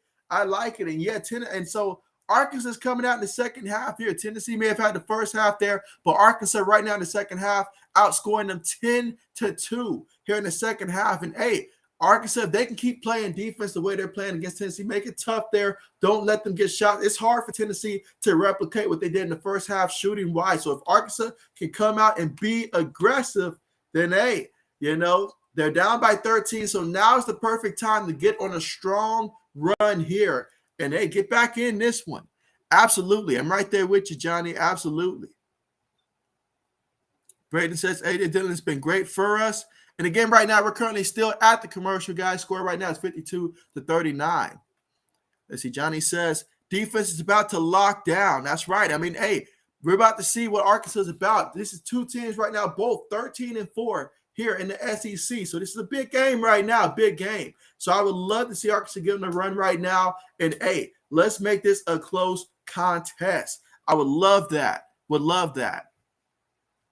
And so let's see, Braden says we have a 1-2 punch with Dillon and Jones. And so, yes, I am a huge fan of that, Last year in fantasy football, I picked up A.J. Dillon and stuff like that. Absolutely fond of this kid, him and Jones. But Jones has done me more damage in fantasy football than not.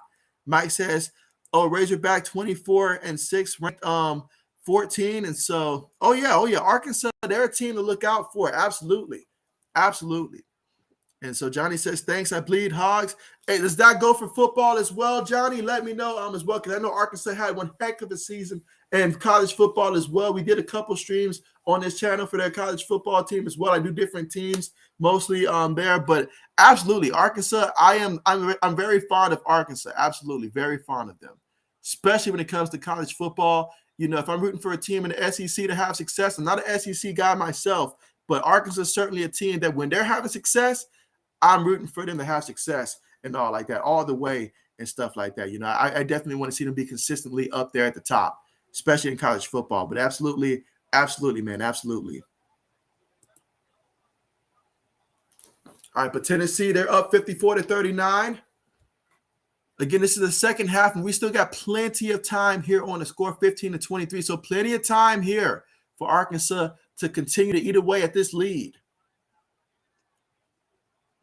Let's see, Mike says Tennessee ranked 13th. So, yep. Mike says Gonzaga's always basketball good. And so, oh yeah, Gonzaga's always a team that, you know, you got to look out for when it comes to tournament play, especially when you're filling out your bracket. And this year, I am determined in college hoops that when it is time to fill out my March Madness bracket, this time I am determined to get it right in the first round. I will not have only a couple wins. This will be my best bracket yet. I guarantee it. I'm gonna go out there and guarantee it, guys, that this year I'm gonna get it right with my bracket. I've got to do a lot better than what I've done to this point over the last couple of years, bracket-wise, in that first round. Mike says Illinois ranked 18th. Yeah, because here we streamed the Illinois-Ohio State game, Mike, not too long ago. And what a game it was. My Buckeyes won 86-83 over the Fighting Illini in that one, but what a game it was. Illinois, the center that they have, the matchup problems that he creates there, they're going to be an interesting team. We know how they do in the tournament as well, an interesting team to watch. But, hey, I love college basketball, and, like, their bracket setup is the best setup of, I feel like, of any sport in terms of just their setup, because there's so many ways that you can get in, and the competition is just so fun to watch. I love it. I love it. Braden says, thoughts on Troy Aikman and possibly Joe Buck going to ESPN. And so there's a lot of change that is happening there. They're trying to mix things up there. And you know what? A different look. I honestly got to see how things work out and how that's going to feel there. I am fond of seeing, you know, a lot of tradition and stuff like that, you know, last. But, hey, I mean, they're going there, so that's great for them there. You know, obviously, since I'm doing a lot of the streams and stuff on some of those primetime games, I don't get to hit them as much anymore. But good for them. That's good for them. That is good for them. That is good for them. That is good for them. But, yeah, a lot of changes this year, though. A lot of changes.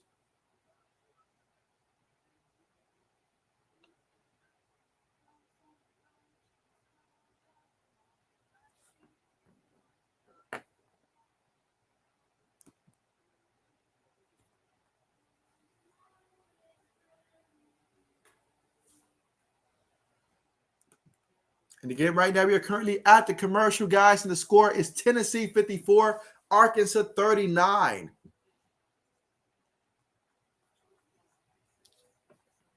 But yeah, the time is perfect right now. Down by 15 points. You outscored them here in the second half 10-4.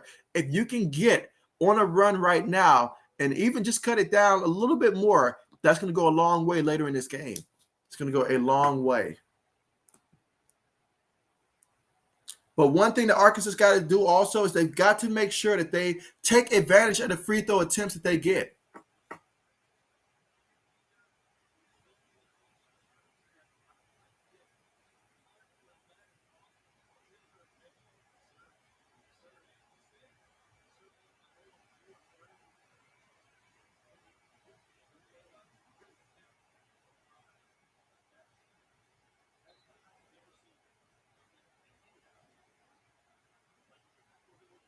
All right, so Arkansas inbounds the ball. Looking to take his man there. Good defense. He passes it out. Drives inside, puts it up. They're going to wave that one off. That's a foul.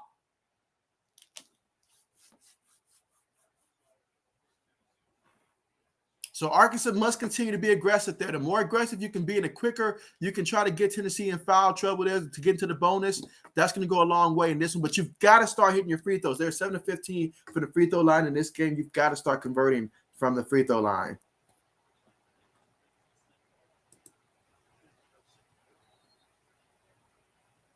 Now let's see. All right, so Arkansas inbounds the ball. Sets the pick. Nice pick. Oh, nice layup there. Still in my move from high school there. All right, 54-41. Tennessee has it now. Playing man-to-man defense here. Passes the ball. They're going to shoot a three. They've been outstanding there, but he misses that time. Perhaps they're cooling off. Arkansas has it. Kicks it out for three. Oh, that would have been big, but they got the offensive rebound. Offensive rebounds. Arkansas has been killing it in this one with the offensive rebound there, and they're going to have to continue to do that to give themselves second chance opportunities. Mike says, dang, is college basketball season, regular season almost over? Absolutely, Mike. It will be over soon because we're already here in March. We got to go to the conference tournament play and then Selection Sunday. So you best believe that. Mike says Selection Sunday on 13. I need print brackets. You need to print your brackets out. So, oh, yeah, get those ready. Get those ready. Now's the time to do your research. Arkansas, nice move. Oh, I thought that was going to go in. I thought that was going to somehow find a way to go in. But Williams going to the free throw line. Now, let's see if Arkansas can take advantage here at the free throw line. That's going to be important.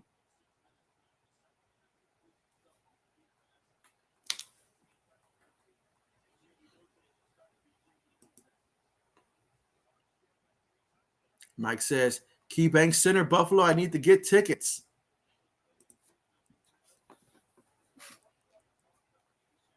All right, so you got that free throw to fall. 54-42. We got a 12-point game, guys, a 12-point game here in the second half. 14 minutes and 7 seconds left to go. Second free throw is up, and that is good. Okay, there we go. 54-43 is our score. Tennessee inbounds the ball. Arkansas wants to ramp up that pressure there. Meets them at half court. Tennessee has it. Passes it. Pass it around the three-point line there. Look at the battle in the post. He's going to pull the three. No good. And Arkansas gets the tough rebound, and that's going to draw a foul there. And so that's the name of the game there. Continue to get fouls there. That's going to help you out.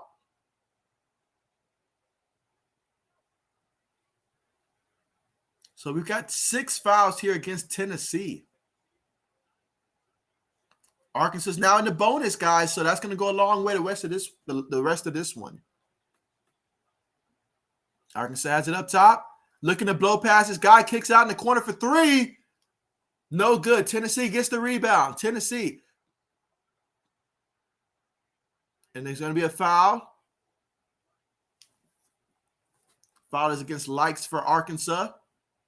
Again, 54-43, separated by 11 points, guys. At one point, this lead was as big as 21 points here, but it's 11 points here because the second half, Arkansas has outscored them so far, 14-4 here in the second half. We got 13 minutes and 27 seconds left to go. Plenty of time to go in this one where a couple of runs can be made. Tennessee's bringing it up.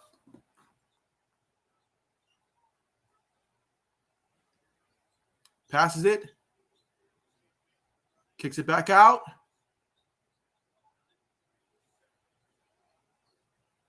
Got a guy posting up.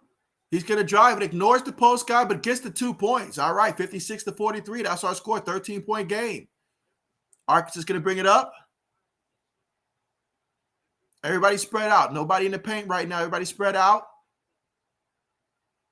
Pulls the tough jumper. No good. Tennessee gets the rebound. Already up by 13.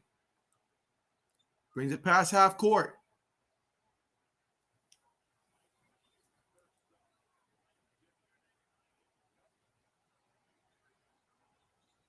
Pulls it from downtown.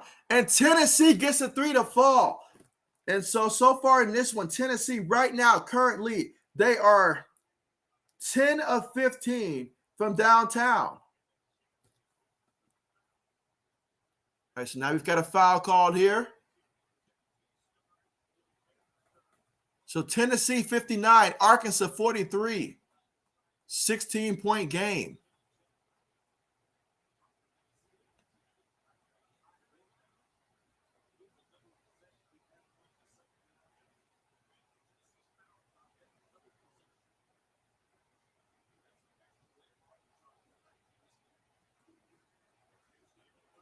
All right, so here we go, guys. Free throw attempt coming up. Connects on the first one. 59 to 44 right now is our score. Let's see if he converts the second free throw attempt for Arkansas. Again, we got 12 minutes and 17 seconds left of play here in the second half. He misses that free throw. Tennessee gets the rebound. Going to bring it up. 59 to 44 is the score. Up by 15. Tennessee being aggressive. Drives in, kicks it out. Passes the ball around the perimeter. Guy cuts in, draws the foul.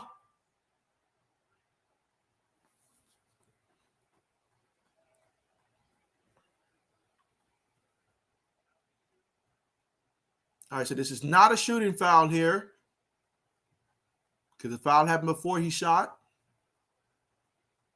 Substitutions being made.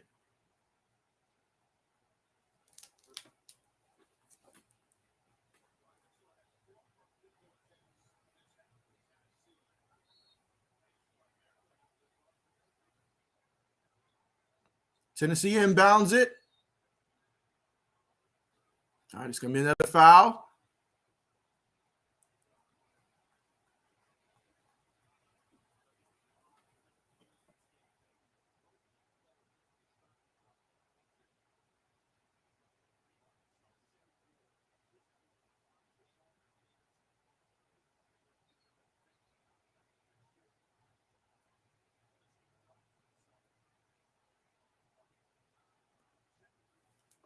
All right, guys, we got Tennessee looking to inbound the ball. Three-point attempt, and that is good. Another three-point attempt is made here by Tennessee, and, man, they're heating back up here from downtown. Arkansas needs to respond, drives in, kicks it out, pump fakes, passes it. He's going to drive, pulls a difficult jumper, gets it to fall. 62 to 46 is our score now. Tennessee inbounds the ball. Full court pressure here.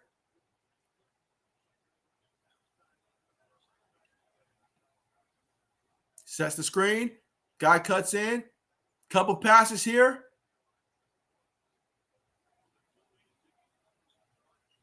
Tennessee has it up top.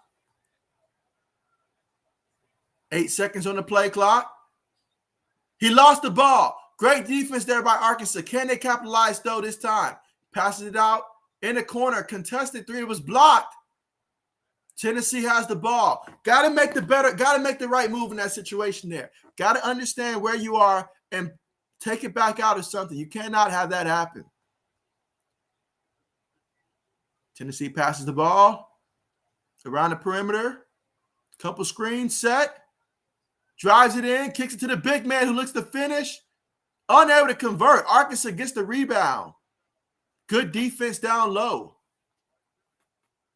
Arkansas has it. Nice pass, wide open, gets the easy 2 points. All right, there we go. 62 to 48. Back to 14 points here. 10 minutes and 20 seconds left to go in the game. Oh, he stepped in front of it for the steal. Can he finish it? And he missed it. He missed it. Come on, baby. You're at the college level, man. There's no excuse for that. You got to finish that. You got to finish that. He slowed it down there, but he was unable to finish. And right now, this team needs that. That should have been an and one opportunity. Got to go up strong with it.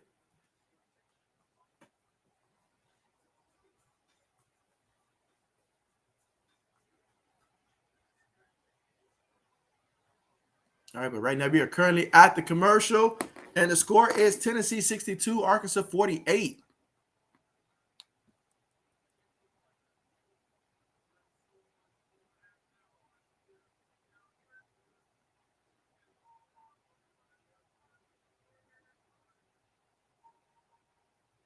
All right, let's see. Right now, I see that we're at 11 thumbs up so far for the stream. So make sure if you guys haven't already that you do press the thumbs up here. Let's see if by the time this is over, we can get to 20 thumbs up here. Let's see if we can reach 20. But man, so far in this one, I mean, Arkansas in the second half, they came out to a much better start here in the second half here. Tennessee hit a couple threes. You know, they've been shooting threes great all game long, honestly. 11 of 16 so far from downtown here. But Arkansas right now, you're leaving some points on the table. You left 9 points at the free throw line so far in this game there. You got to capitalize on that. They're doing a good job with the offensive glass, though. They are leading that category 10-5, so 2 times the amount of offensive points there, well, offensive rebounds, I should say, than what Tennessee has in this one. But ultimately, guys just got to go out there and hit a couple more shots here, honestly. They are 16 of 42 out there on the court compared to Tennessee, who is 19 of 39 out there. And so you can keep creating turnovers, but you got to capitalize on the turnovers. A couple times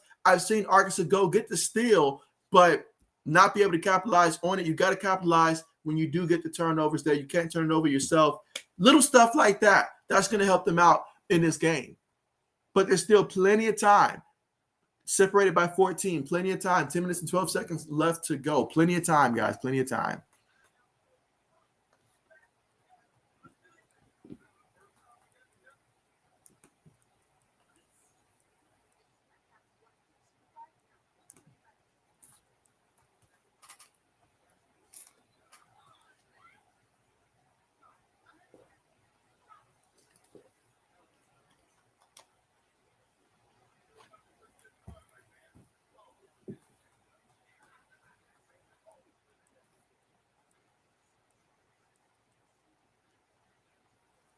But yeah, so far in this one, for Arkansas, it is Umaid. He's got 12 points in this one, 4 of 10 out there on the court. He's got 12 points in this one. Only person for Arkansas right now that's currently in double digits scoring wise. You've also got Note. He's got 9 points though. He's got 4 rebounds in this one. Nice production off the bench as well. You know, Lights, he's got 7 points. Johnson's got 6 points. For Tennessee though, they've got 3 guys right now in double digit scoring. You've got Chandler. He's got 15 points. He's 5 of 5 on the court, and all of his shots have came from the three-point line. I mean, he missed a pair of free throws, but, I mean, 15 points, and all of those came from the three-point line. So Chandler stopping him from getting the ball at the three-point line may be a good idea there. Let's see. For Scovey, he's got like 10 points in this one as well. 3 of 6 out there in the court, 2 of 3 from downtown. James, he's 2 of 3 from downtown as well. All of that stuff. Ziegler's got 9 points also. Let's see. Mike says, so Syracuse is out of March Madness, and so you might as well say it. But, of course, conference tournament play, Mike. If you can win the conference tournament, you can get in. So if Syracuse can somehow find a way to get hot and win the conference tournament, they still got a path to get in there. That's what I love so much about college basketball. You have multiple ways. You can earn your way through the regular season, getting the crown and pinning the conference and stuff like that, or that conference tournament, you have an opportunity to still earn a bid that way by winning the conference tournament. Gives these guys something to play for, something very meaningful and stuff like that. So we will see how that plays out for them. But, I mean, so they're not eliminated, but right now it's not looking good. Meanwhile, there's a foul there. Okay, so there's going to be a foul there.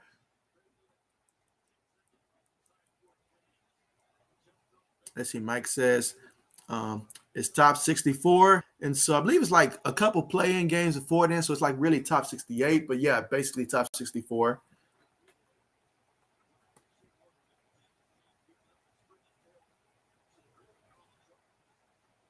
I know Loyola, Chicago, they're playing against Northern Iowa. That's going to be a great game to watch right there. Great game to watch.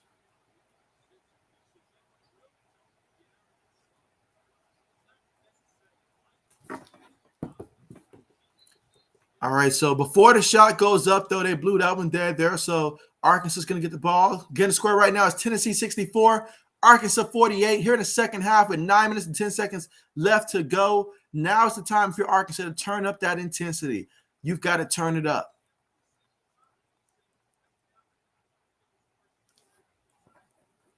Arkansas bring the ball up. Arkansas is in the bonus. Going inside, being strong with it. Tennessee gets the ball. Brings it up. Makes the pass. Couple passes there. Sets the screen. Goes inside, looking. Kicks it back out for three. And Tennessee again from downtown for three. 67-48. These guys just won't stop. Arkansas pulls a three. No good. Tennessee with the rebound. Going to bring the ball up court. 67-48. That's our score. Tennessee with the lead. Pass it up top. 8 minutes and 12 seconds left to go. Tennessee has it. Pulls the jumper. That is no good. Arkansas is going to bring it up. Behind the back, goes up there, puts it up. Able to draw the contact for the foul. Hit the court pretty rough there.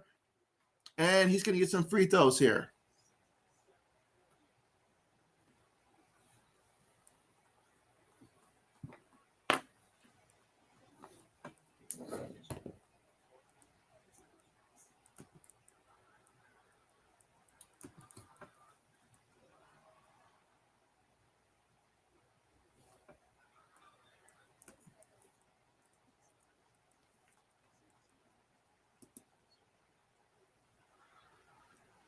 Braden says that he's watching the Alabama LSU game and it's tied right now with just under 4 minutes.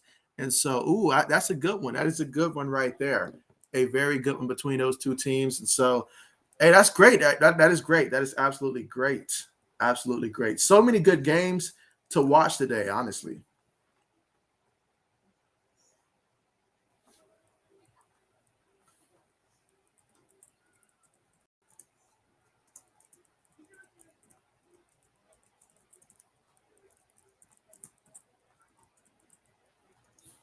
All right, let's see.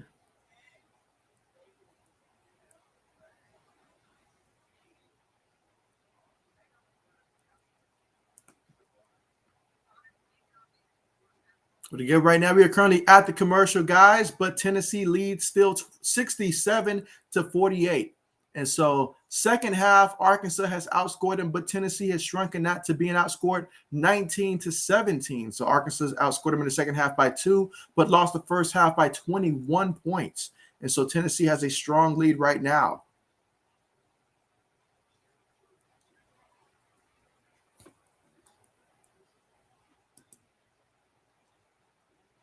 Let's see, Braden says game.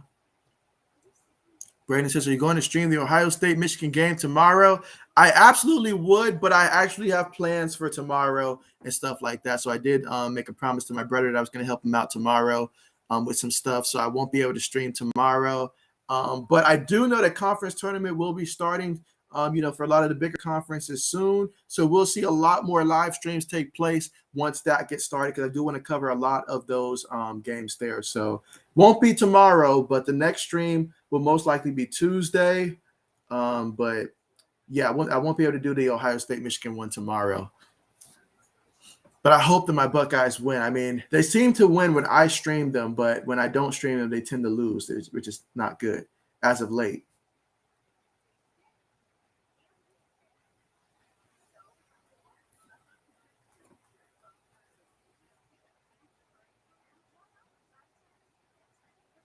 Let's see, because some of the bigger conferences, I know the ACC first round starts March 8th for their first round of conference play. The Big Ten starts on the 9th as well, March 9th. Big 12, I already mentioned them on the 9th. So a lot of those teams are starting on the 9th. ACC starts on the 8th. So I'm thinking around that March 8th. What is March 8th like? I think that is Tuesday. Is that not? Yeah, today's 5th. So yeah, around Tuesday, that should be an uptake in terms of the amount of games that I'll be streaming and stuff, because there'll be a lot of conference games to cover. So absolutely.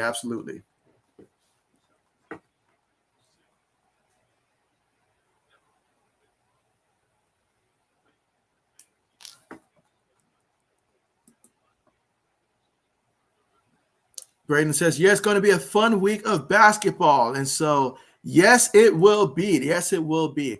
A great opportunity, guys, playing for some stuff. I mean, a lot of stuff on the line. Obviously, whether we're talking seeding, whether we're talking trying to hopefully earn a chance to get into the tournament, building that resume, all that on the line. It's going to be a fantastic week of college hoops.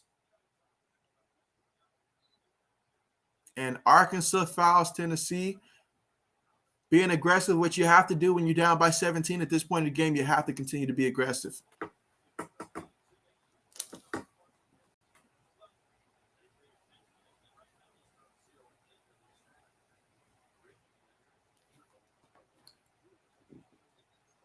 Tennessee has it up top. Try to do the pick and roll, and that failed. So Arkansas gets the ball.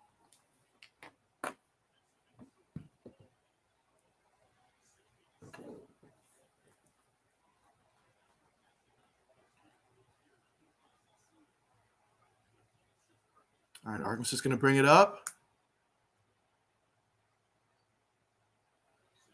Makes the pass. Kicks it out.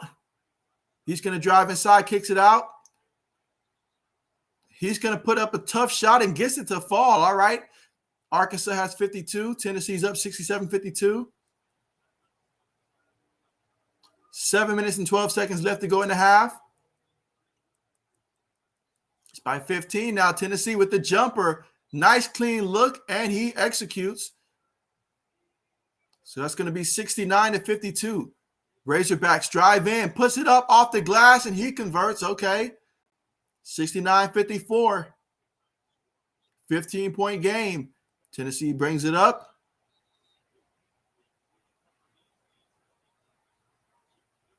All right, so we got another foul.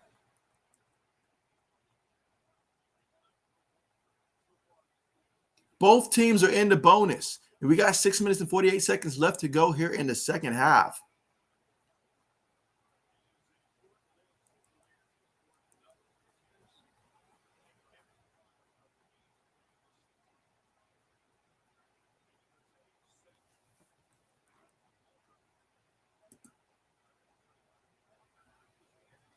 And so let's see. Johnny says Arkansas never had a chance with these refs. And so tell me, Johnny, when it comes to Arkansas, and they're like, how far do you have Arkansas going this year in the bracket? Are you saying they're going to go all the way this year? Do you think Final Four? What are your expectations for Arkansas here? I know you're a huge fan of Arkansas, but what are your expectations? You think that this is the year you guys run the table?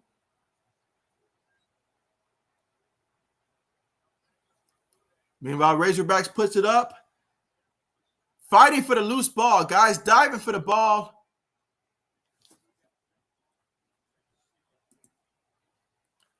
Let's see. Mike says we all rooting Ohio State. Oh, you already know. You already know, Mike. You already know. That's exactly what we're doing. Ohio State all the way. Let's see. Johnny says cutting the nets down. And so, you know what? I would love to see Arkansas reach that point. I would love to see Arkansas do that. They certainly have the team to do it. They certainly have the team to do it. And so it's going to be fun to see. It's going to be fun to see. I remember watching them last year. I was rooting for them as well to have some success last year. So definitely one of my favorite teams in the SEC to watch.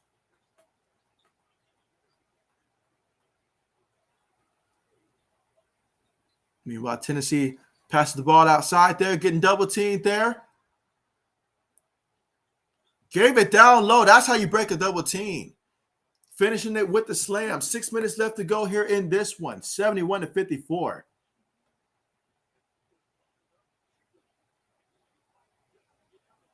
Kicks it out. Arkansas for three. Gets it to fall. All right, 71-57. We've got 5 minutes and 42 seconds left to go here.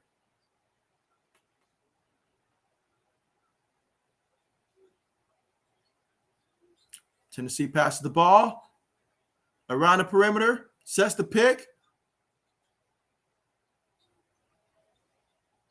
takes it back up top.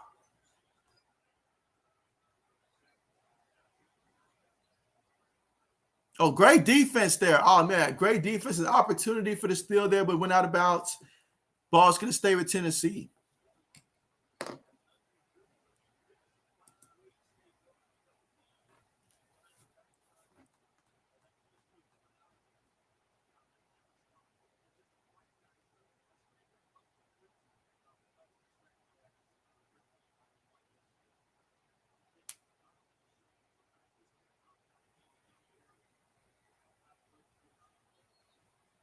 All right, Tennessee's looking to inbound the ball. Ball's inbounded. Tennessee. Oh, what a block. What a block. And so Arkansas pulls the three and converts. So just like that, 11-point game, guys, 11-point game. We still got 5 minutes and 2 seconds left to go. Can Arkansas come out here with a strong run the rest of the way? They're going to need it. Tennessee passes the ball around. Gives it to the big man who puts it up. Misses it, just flat out missed it. So they're going to call a foul there. But what an excellent block that was by Arkansas. Then to be able to convert on a three-point attempt. You're going to need more of that. You're going to need more of that. But an 11-point game right now. Foul is on Trey Wade.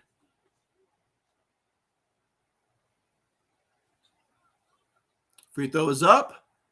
That is good.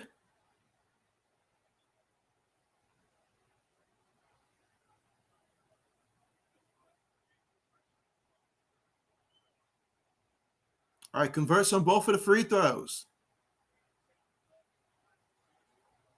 Arkansas bringing the ball up. Trailing by 13. Pulls it. No good. It's going to be off on Tennessee.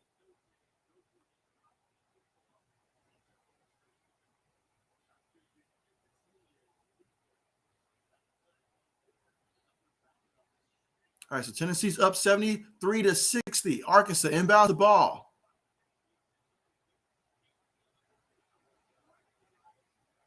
Driving inside. Oh, nice put back there. I don't know how he was able to swat that in, but it went in. 73-62. And Tennessee just threw that one away. Ziegler with the turnover there. It does no good to pass it to no one.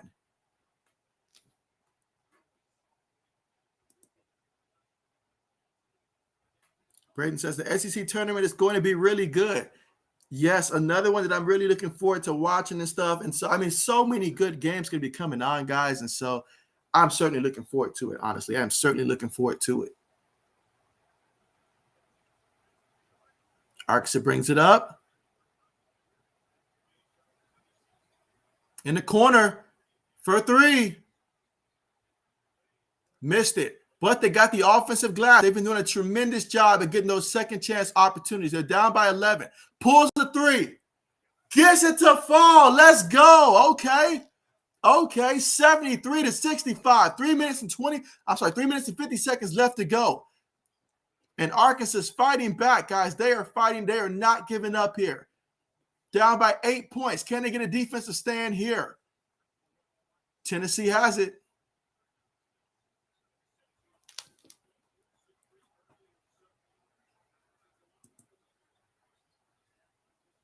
Pulls it from three. Missed it. Razorbacks with the rebound. All right, this is a big opportunity here. You've got to come away with some points if you're Arkansas. Passed it. He wants to take his man. Steps back. Pulls the three. Gets the offensive rebound again. Going to take it inside. Kicks it out in the corner for three. And it is good. Look, oh my goodness. 73-68. Who says this game was done? Who says it was done? 5 points being the difference. Let's go. As Johnny says, let's go Hogs. Let's go. Johnny says, wow, we're going to get a timeout, guys. What a game. Better be late than never. And what a performance here to not give up. The Razorbacks, they kept believing in themselves here. And here we go, guys, separated by just 5 points with still 2 minutes and 46 seconds left to go. And yes, Braden, we've got a game now. We have got a game. And so Johnny says, let's go. He says, let's go. And he says, bro, wow. And so, yes, this is insane. This is insane. And so, I mean, just looking at what they've done here in the second half, Arkansas, they've outscored Tennessee in the second half of play 39-23, and there's still time left on the board here. Can they go ahead and continue to play strong defense, continue to get turnovers? They're blocking shots now. They're forcing turnovers. I mean, we've got guys literally throwing the ball out of bounds during the press and all like that. They're getting second chance opportunities, those second chance rebounds. That is huge. If they can avoid getting any more foul calls and stuff like that, they can pull this off. They are literally right here in the game here, literally in the game here, but they've got to stay focused. Keep doing what's working right now. But those big second chance opportunities, those are huge so far in this one. That is what's really helped them so far in this one. Being able to get second chance points, that is huge. And so Johnny says if Arkansas wins, it'll be the biggest comeback in a long time. I mean, this team was down by 21 points, guys. And so, wow, just to fight back and be in this game here against a team of this caliber like Tennessee, that just goes to attest to the heart of this team and what a momentum boost it would be for a team to come back from down 21 and win a game like this against a rival like Tennessee. That boosts your confidence. That makes guys believe that we can win no matter how we start off. That if we play our basketball, they'll start to believe that there's not a team in the country that can stop you. So it's important if you can win this game right here, the boost that it does for team morale. Everybody's going to be fired up. Everybody's going to be feeling good. And on the other perspective, for Tennessee, you lose a game like this where you're up 21 points, people are going to start doubting and all like that. What went wrong? Why did we give that point? I mean, 50 points they scored in the first half, 50 points. And so to come out here and if Arkansas pulls this off, that's going to hurt Tennessee a lot in terms of their pride. But yes, Johnny's literally screaming right now. But what a game we have, guys. And right now we're currently at the commercial right now, guys. But what a game.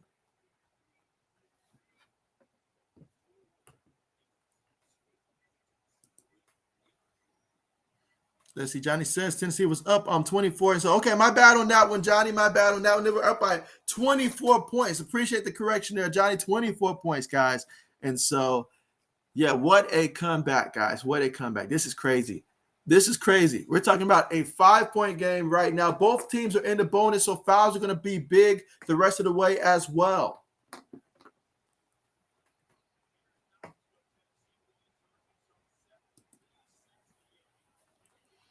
Let's see. Johnny says Tennessee fans are quiet. Yes. And so, very intense moment of the game here. 5-point difference, and we got 2 minutes and 46 seconds left to go in terms of play here. Let's see how this plays out. All right, getting ready for the inbound.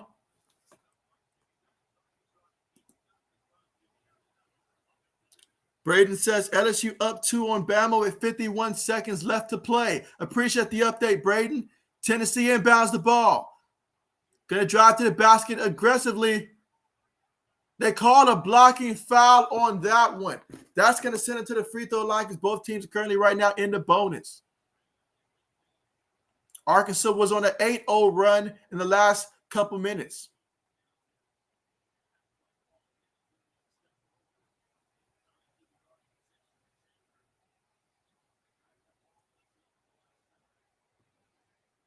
All right, so here goes Tennessee at the free throw line.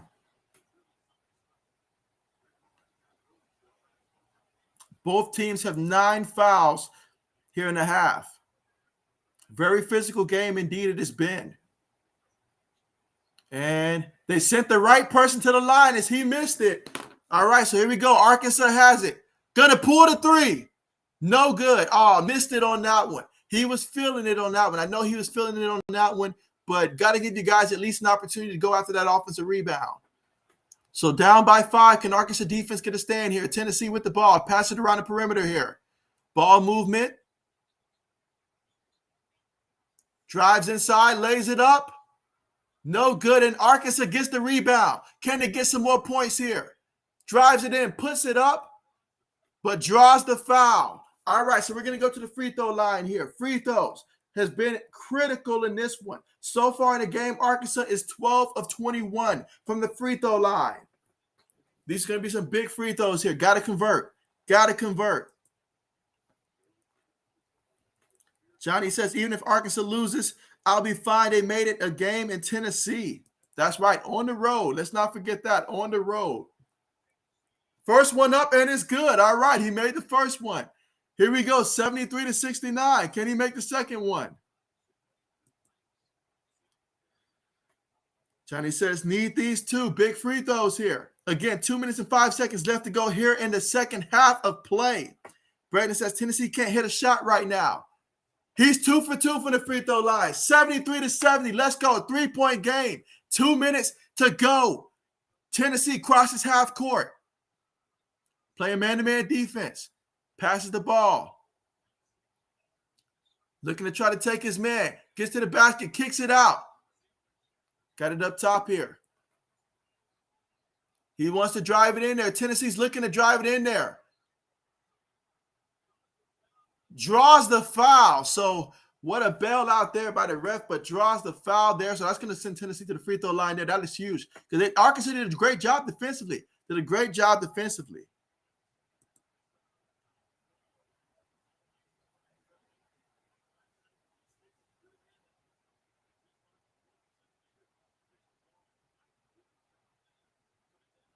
Let's see, Black. What's good with you, Black Medicine? What's good with you? And you say that damn Tennessee. Again, right now it's a 3-point game. Tennessee's up by 3, 73-70 right now. And what a game we've got here with 1 minute and 43 seconds left to go here. Tennessee's at the free throw line here. Big free throws. And so Johnny Cash has 3-point game. 3-point game. Let's see if that stands here after this first free throw attempt. And he missed the first free throw. So Tennessee, they're starting to miss at the free throw line. They are letting Arkansas get back in this one. That's a big miss right there. He's got one more free throw attempt coming up here. Let's see if he can convert on this one, or will he miss this one? Tennessee is 15 of 22 right now from the free throw line. Free throw is up. Converts on that one. So he's 1 of 2 at the line. 4-point game. Arkansas kicks it up there. Moving with a sense of urgency here. Kicks it out. Brings it in there. Excellent job. Oh, the ball was in and out. And oh, he missed it again. Ball is going to stay with Arkansas. He was robbed of that one. I felt like that should have went in. All right, so right now they're talking this one over. Again, the score right now is Tennessee 74, Arkansas 70. Both teams are currently in the bonus right now. So both teams are in the bonus, so fouls are huge in this last minute and 25 seconds left to go of play. Meanwhile, for Arkansas, Umad has 15 points in this one. He's 5 of 12, 3 of 8 from downtown. You have Node. He's got 16 points. He averages a little over 18 points a game on the season. He's got 16 points right now. Williams, he's got 9 points in this one as well. Likes, he's got 15 points for Arkansas in this one. For Tennessee, you've got Chandler with 15 points. He is 5 of 6 from three-point range in this one, but 0 for 3 at the free throw line. James is 12 points in this one. Vescovi, he's got 13 points. And Ziegler, he's got 11 points as well in this one for Tennessee. Right now, they're looking at the replay to determine for sure who was this out on. And so Braden says that LSU, Alabama going to overtime tied at 72. So what a game that is and what a game this is. We have tremendous games here. And so again, in the first half, while they're looking at the replay right now, in the first half, Tennessee outscored Arkansas 50-29 the first half. You know, and so the lead was up to 24 points at one point. However, second half, Arkansas came out storming. 41-24, they've outscored Tennessee so far here in the second half. But they're going to need to do some more work here to be able to win this one. Both teams, last minute, 28 seconds. This is huge because they're both 13-4 in the conference, guys. They're both 13-4 in the conference, so this is huge. Who's going to win this game? Tennessee being at home, up by 4. They want to try to finish this one out. But Arkansas, they fought all the way to get back in this game. can they do a little bit more to try to win this one and steal it back from Tennessee?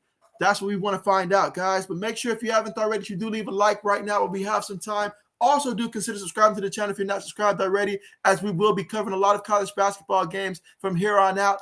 Best believe that. So make sure you are subscribed and have notification bells turned on. But right now, we are waiting to see what they're going to say.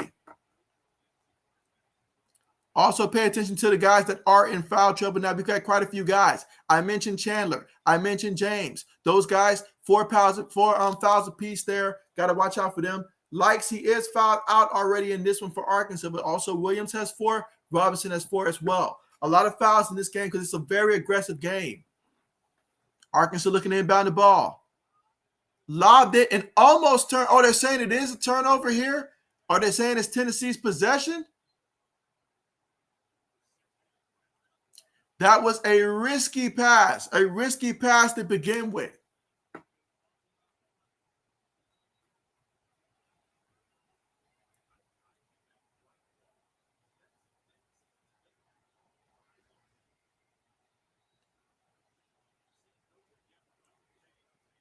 They're checking the replay to make sure that it is indeed Tennessee's basketball.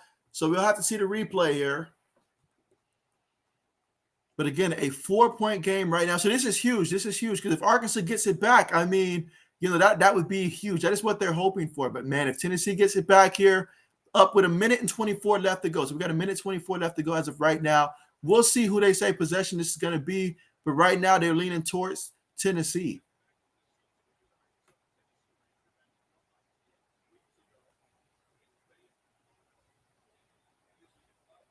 This is a huge call here.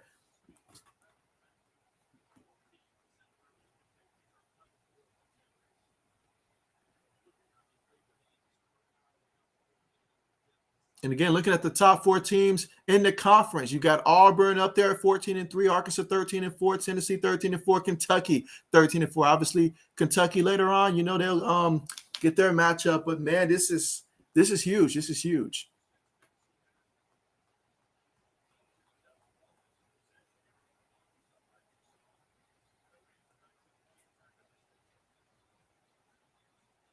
All right, so Tennessee is about to inbound the ball. So they went Tennessee's direction. Here's Tennessee's for the inbound the ball.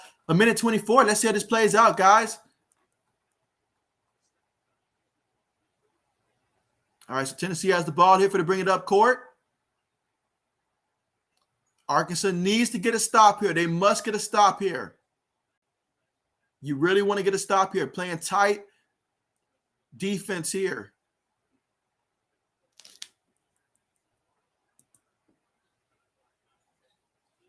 Braden said Kentucky and Florida just started playing. Meanwhile, Tennessee turns it over. So excellent defense there by the Razorbacks on that one. Way to get the stand and create a turnover. So now they'll get the ball back. Down by 4 here. But with 57.8 seconds left to go here, you really want to get something here. It'd be nice if you can get a 3-point shot there. That would make you feel absolutely amazing right now. But first of all, you're going to go ahead, drop the play. Meanwhile, we're going back to the booth here. Going to be reviewing this again. So quite a few reviews here. That's how close this game has been. That's how chippy this game has been.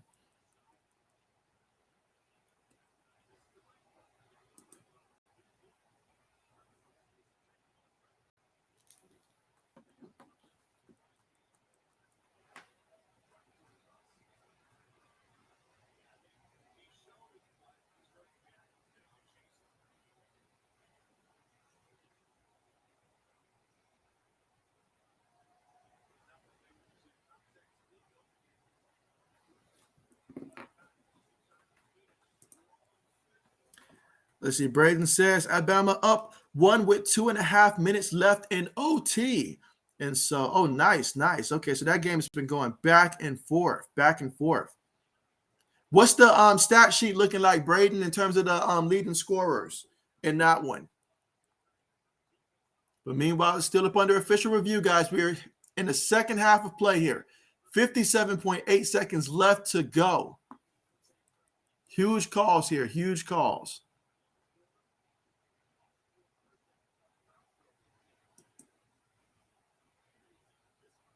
Braden says 2 great games going on right now.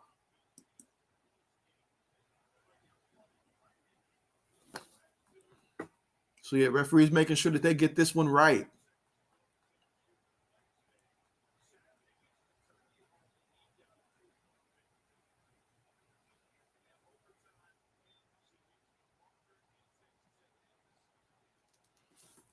But yeah, this will be a huge call either way, guys. A huge call either way. I mean, just Arkansas's ability to fight back in this game, that has been extremely impressive there. Extremely impressive. And so I mentioned about, Tennessee from the 3-point line here, but Arkansas, they're shooting about 39% from the 3-point line right here in this one, and they've been shooting better and better as this game continues to go on.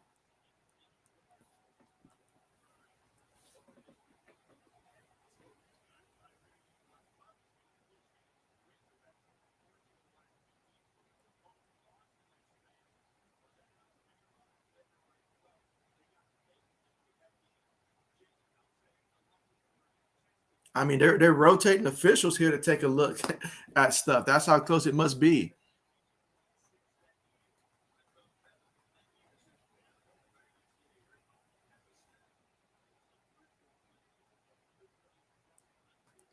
But yeah, now's the time to make sure, especially if you're Arkansas right now, make sure you understand the assignment right now and that you guys understand what's going to be drawn up here.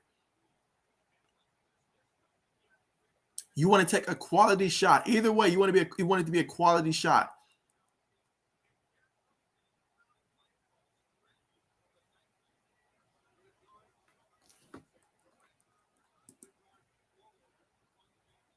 All right, let's see. Braden says that Keon Ellis has 19 for Bama and Darius Days has 24 for LSU. I would appreciate that update. Appreciate that update. Okay. My man Darius got 24. Okay, bet. Appreciate that. All right, let's see. Looking at the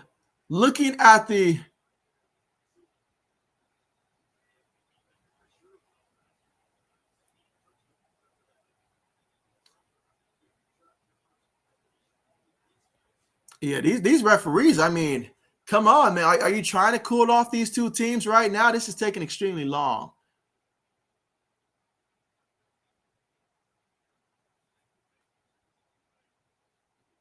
I mean, it looks as clear as day to me. Like it's off Tennessee, I think.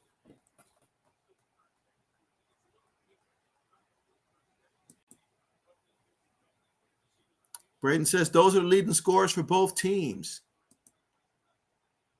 And so, yeah, right now, if you're just listening in, we aren't missing any action here. The officials have yet to make up their mind here in terms of whose possession it's going to be. But the score right now is Tennessee 74, Arkansas 70. The officials are just taking a really long time looking at the replay to make sure they get it right. Braden says 1 minute left. Bama up 1. Johnny says, wow, refs. And so, yeah, these refs right now, they're taking over at this point.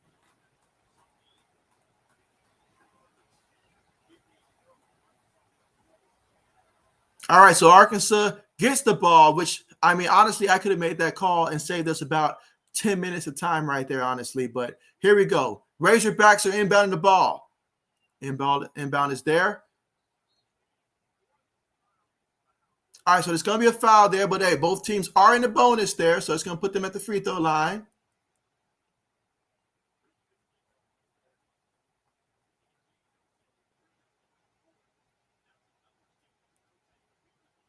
All right, so big free throws coming up. Big free throws coming up. He's 2 of 4 so far today. 77% free throw percent shooter. First one is up. That is good. All right, 3-point game. Can we make it a 2-point game here?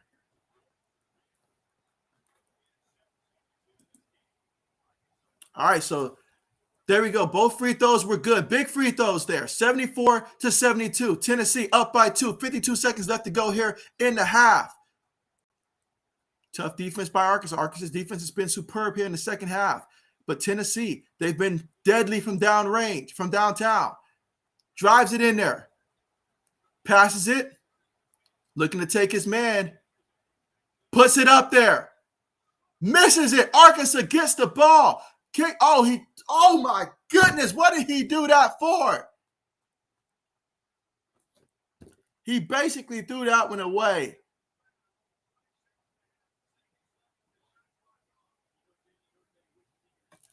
Oh, man, I get the idea, but that pass, though. Oh, man, that pass. He tried to launch that one a little too much.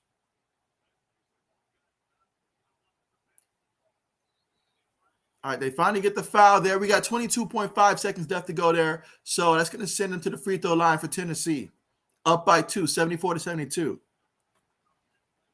Brayton says, dang, the refs taking so long to make this call. They really did take their time, honestly. They really did. Brayton says, now LSU is up 1 with 38 seconds left. Okay, bet. Johnny Cash says, let's go, Hogs need to stop. So let's see if Tennessee, though, can will they miss a free throw? I mean, they've been missing quite lately in this one. Let's see if Santiago, if he wants to smoke or not down there at the free throw line. First one is up. Gets that one to fall. Okay, 75-72. Johnny Cash says down 2. Now it's down 3. And that was a huge steal. But, man, he wants that pass back. I mean, he connects on that pass. This is a different story. All right, 2 for 2 at the free throw line. So that's going to make it a 4-point game, 76-72. Tries to go inside there. Oh, able to draw the foul there. So able to draw the foul there. Goes to the free throw line. Okay, 16.1 seconds left to go. Will this just be a free throw competition here?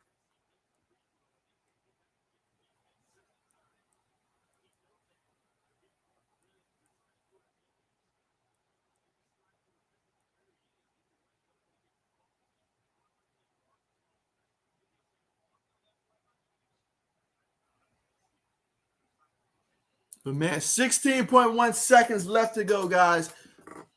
Tennessee up by 4, but Arkansas is going to go to the free throw line here and try to shrink this lead here. Let's see if he can connect on both. These are big free throws here for the Razorbacks. They need every single free throw here. Shooting 2, 4 of 6 at the line so far today. Gets that one to fall, okay.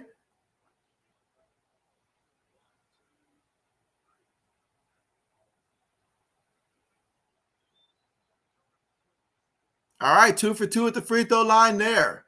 76-74, 16.1 seconds left. An immediate foul there, okay. So 14.8 seconds left to go in the game here. Tennessee's going to go to the free throw line here. Will they make both?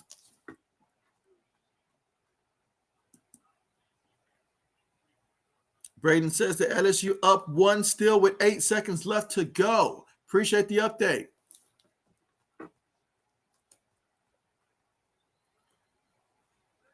Tennessee missed the first free throw. They missed the first free throw. That is a big miss. That is a big miss. Puts it up, gets the second to fall. All right, so the Razorbacks wants to call a timeout here and talk this over. Time to draw it up, coach, but down 3 points. The team has been shooting pretty good from three-point range. I'm not going to lie. They've been shooting pretty good from three-point range here. Almost 39% there. I mean, hey, if you get a 3, you tie it up.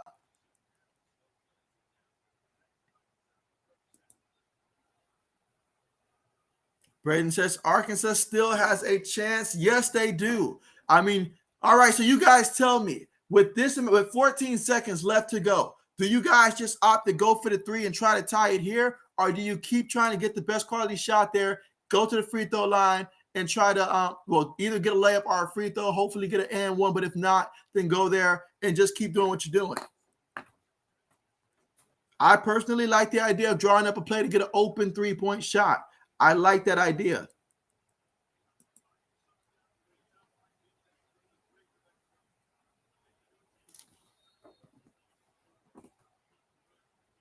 All right, looking to inbound the ball. Ended up calling another timeout. I'd rather you do that than to go ahead and to make sure. I'd rather you call that timeout and throw a risky pass right there in that situation. So I prefer that.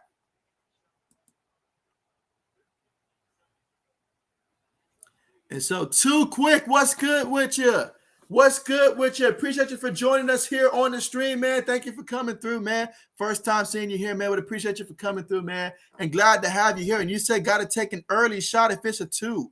And so, yes, with 14.8 seconds, most definitely. But coming off of back-to-back timeouts here, drawing up a quality play there. I would probably draw up a play where first, if we get a good open look from 3, sure. But it's got to be quick. Like you said, it's got to be super quick with it. Now, if it ends up taking too long, then yes, ultimately go for that 3-point shot there. Let's see. You say, otherwise draw up a play for 3 with no time left. But let's see what happens here. Arkansas with it. Pulls a 3. So he came up immediately, pulled a 3 there. That was extremely quick. You had plenty of time to get a better shot than that. I mean, you just pulled up and just, I don't know, you just pulled a 3 like you're Steph Curry in his prime right now. Like, I don't know about that. With all the time you have left, you're just down by 3, so you want to make sure you take a good quality shot there. That felt kind of rushed.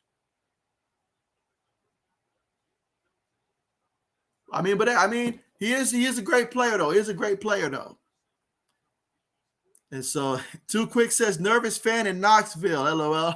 Hey, I feel you there. I feel you there. All right, so you missed his first free throw attempt. Got the second. So 2 of 4 of his last free throws here. Need a quick shot there. Got to put it up. Pulls a 3. Missed it. Ball is rolling.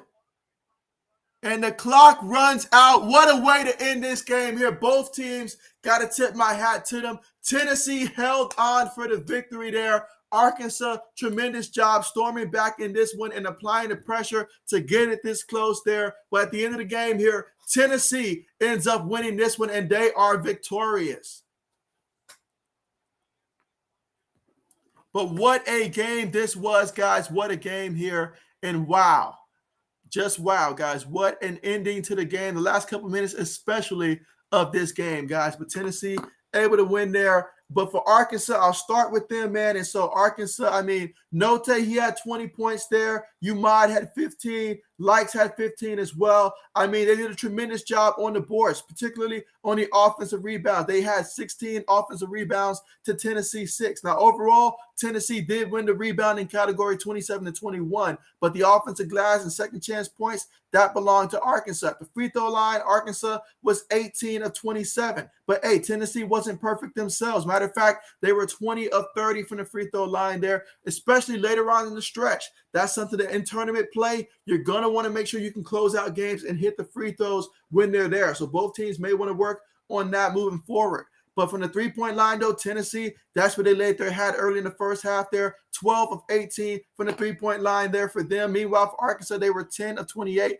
from the three-point line there. In the second half, though, the defense for Arkansas, it came to play a lot better. They created turnovers. Now, sometimes they didn't capitalize off those turnovers, but they did a tremendous job of just being able to create turnovers in this game in the second half to put themselves in position to come back in this game there. And so it was a great team effort there. Tennessee, especially in the first half, did a tremendous job of passing the ball back and forth between their team. I like the way they passed the ball, the aggressiveness and quickness in which they play with. Both teams are tremendous, and I'm looking forward to seeing conference play there. Tennessee, be happy for the W there. Arkansas, walk out with your head held high. You played one heck of a game there, and I'm excited to see both of these teams play in conference tournaments. So, hey, a lot to look forward to for both of these teams. These are two teams that's certainly going to make a lot of noise in the bracket, guys. But what a game it was in this one.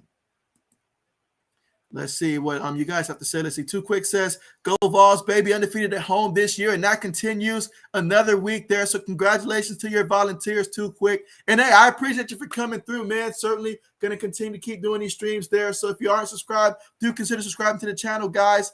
For sure, because I'll definitely be doing a lot of these, conference tournament games as well as March Madness and stuff like this. This is the time of year where it's dedicated. This channel is dedicated to you guys. In addition to that, I'll be also covering a lot of football news as well, especially for the NFL once free agency starts. All that stuff going to be going on. So this channel is going to be extremely busy. Best believe that over the next couple of months, especially leading up to the draft, all that stuff.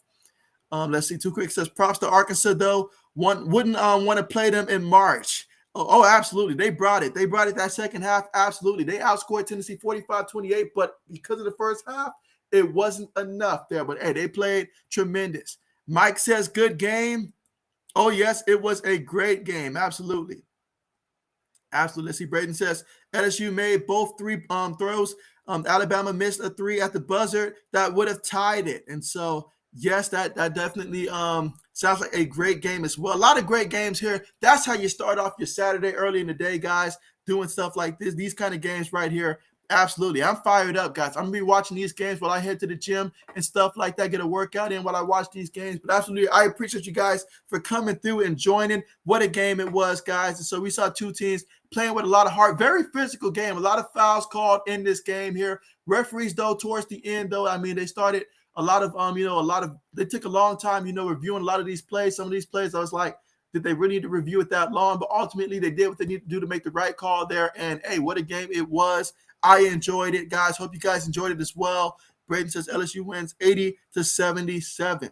And so, absolutely.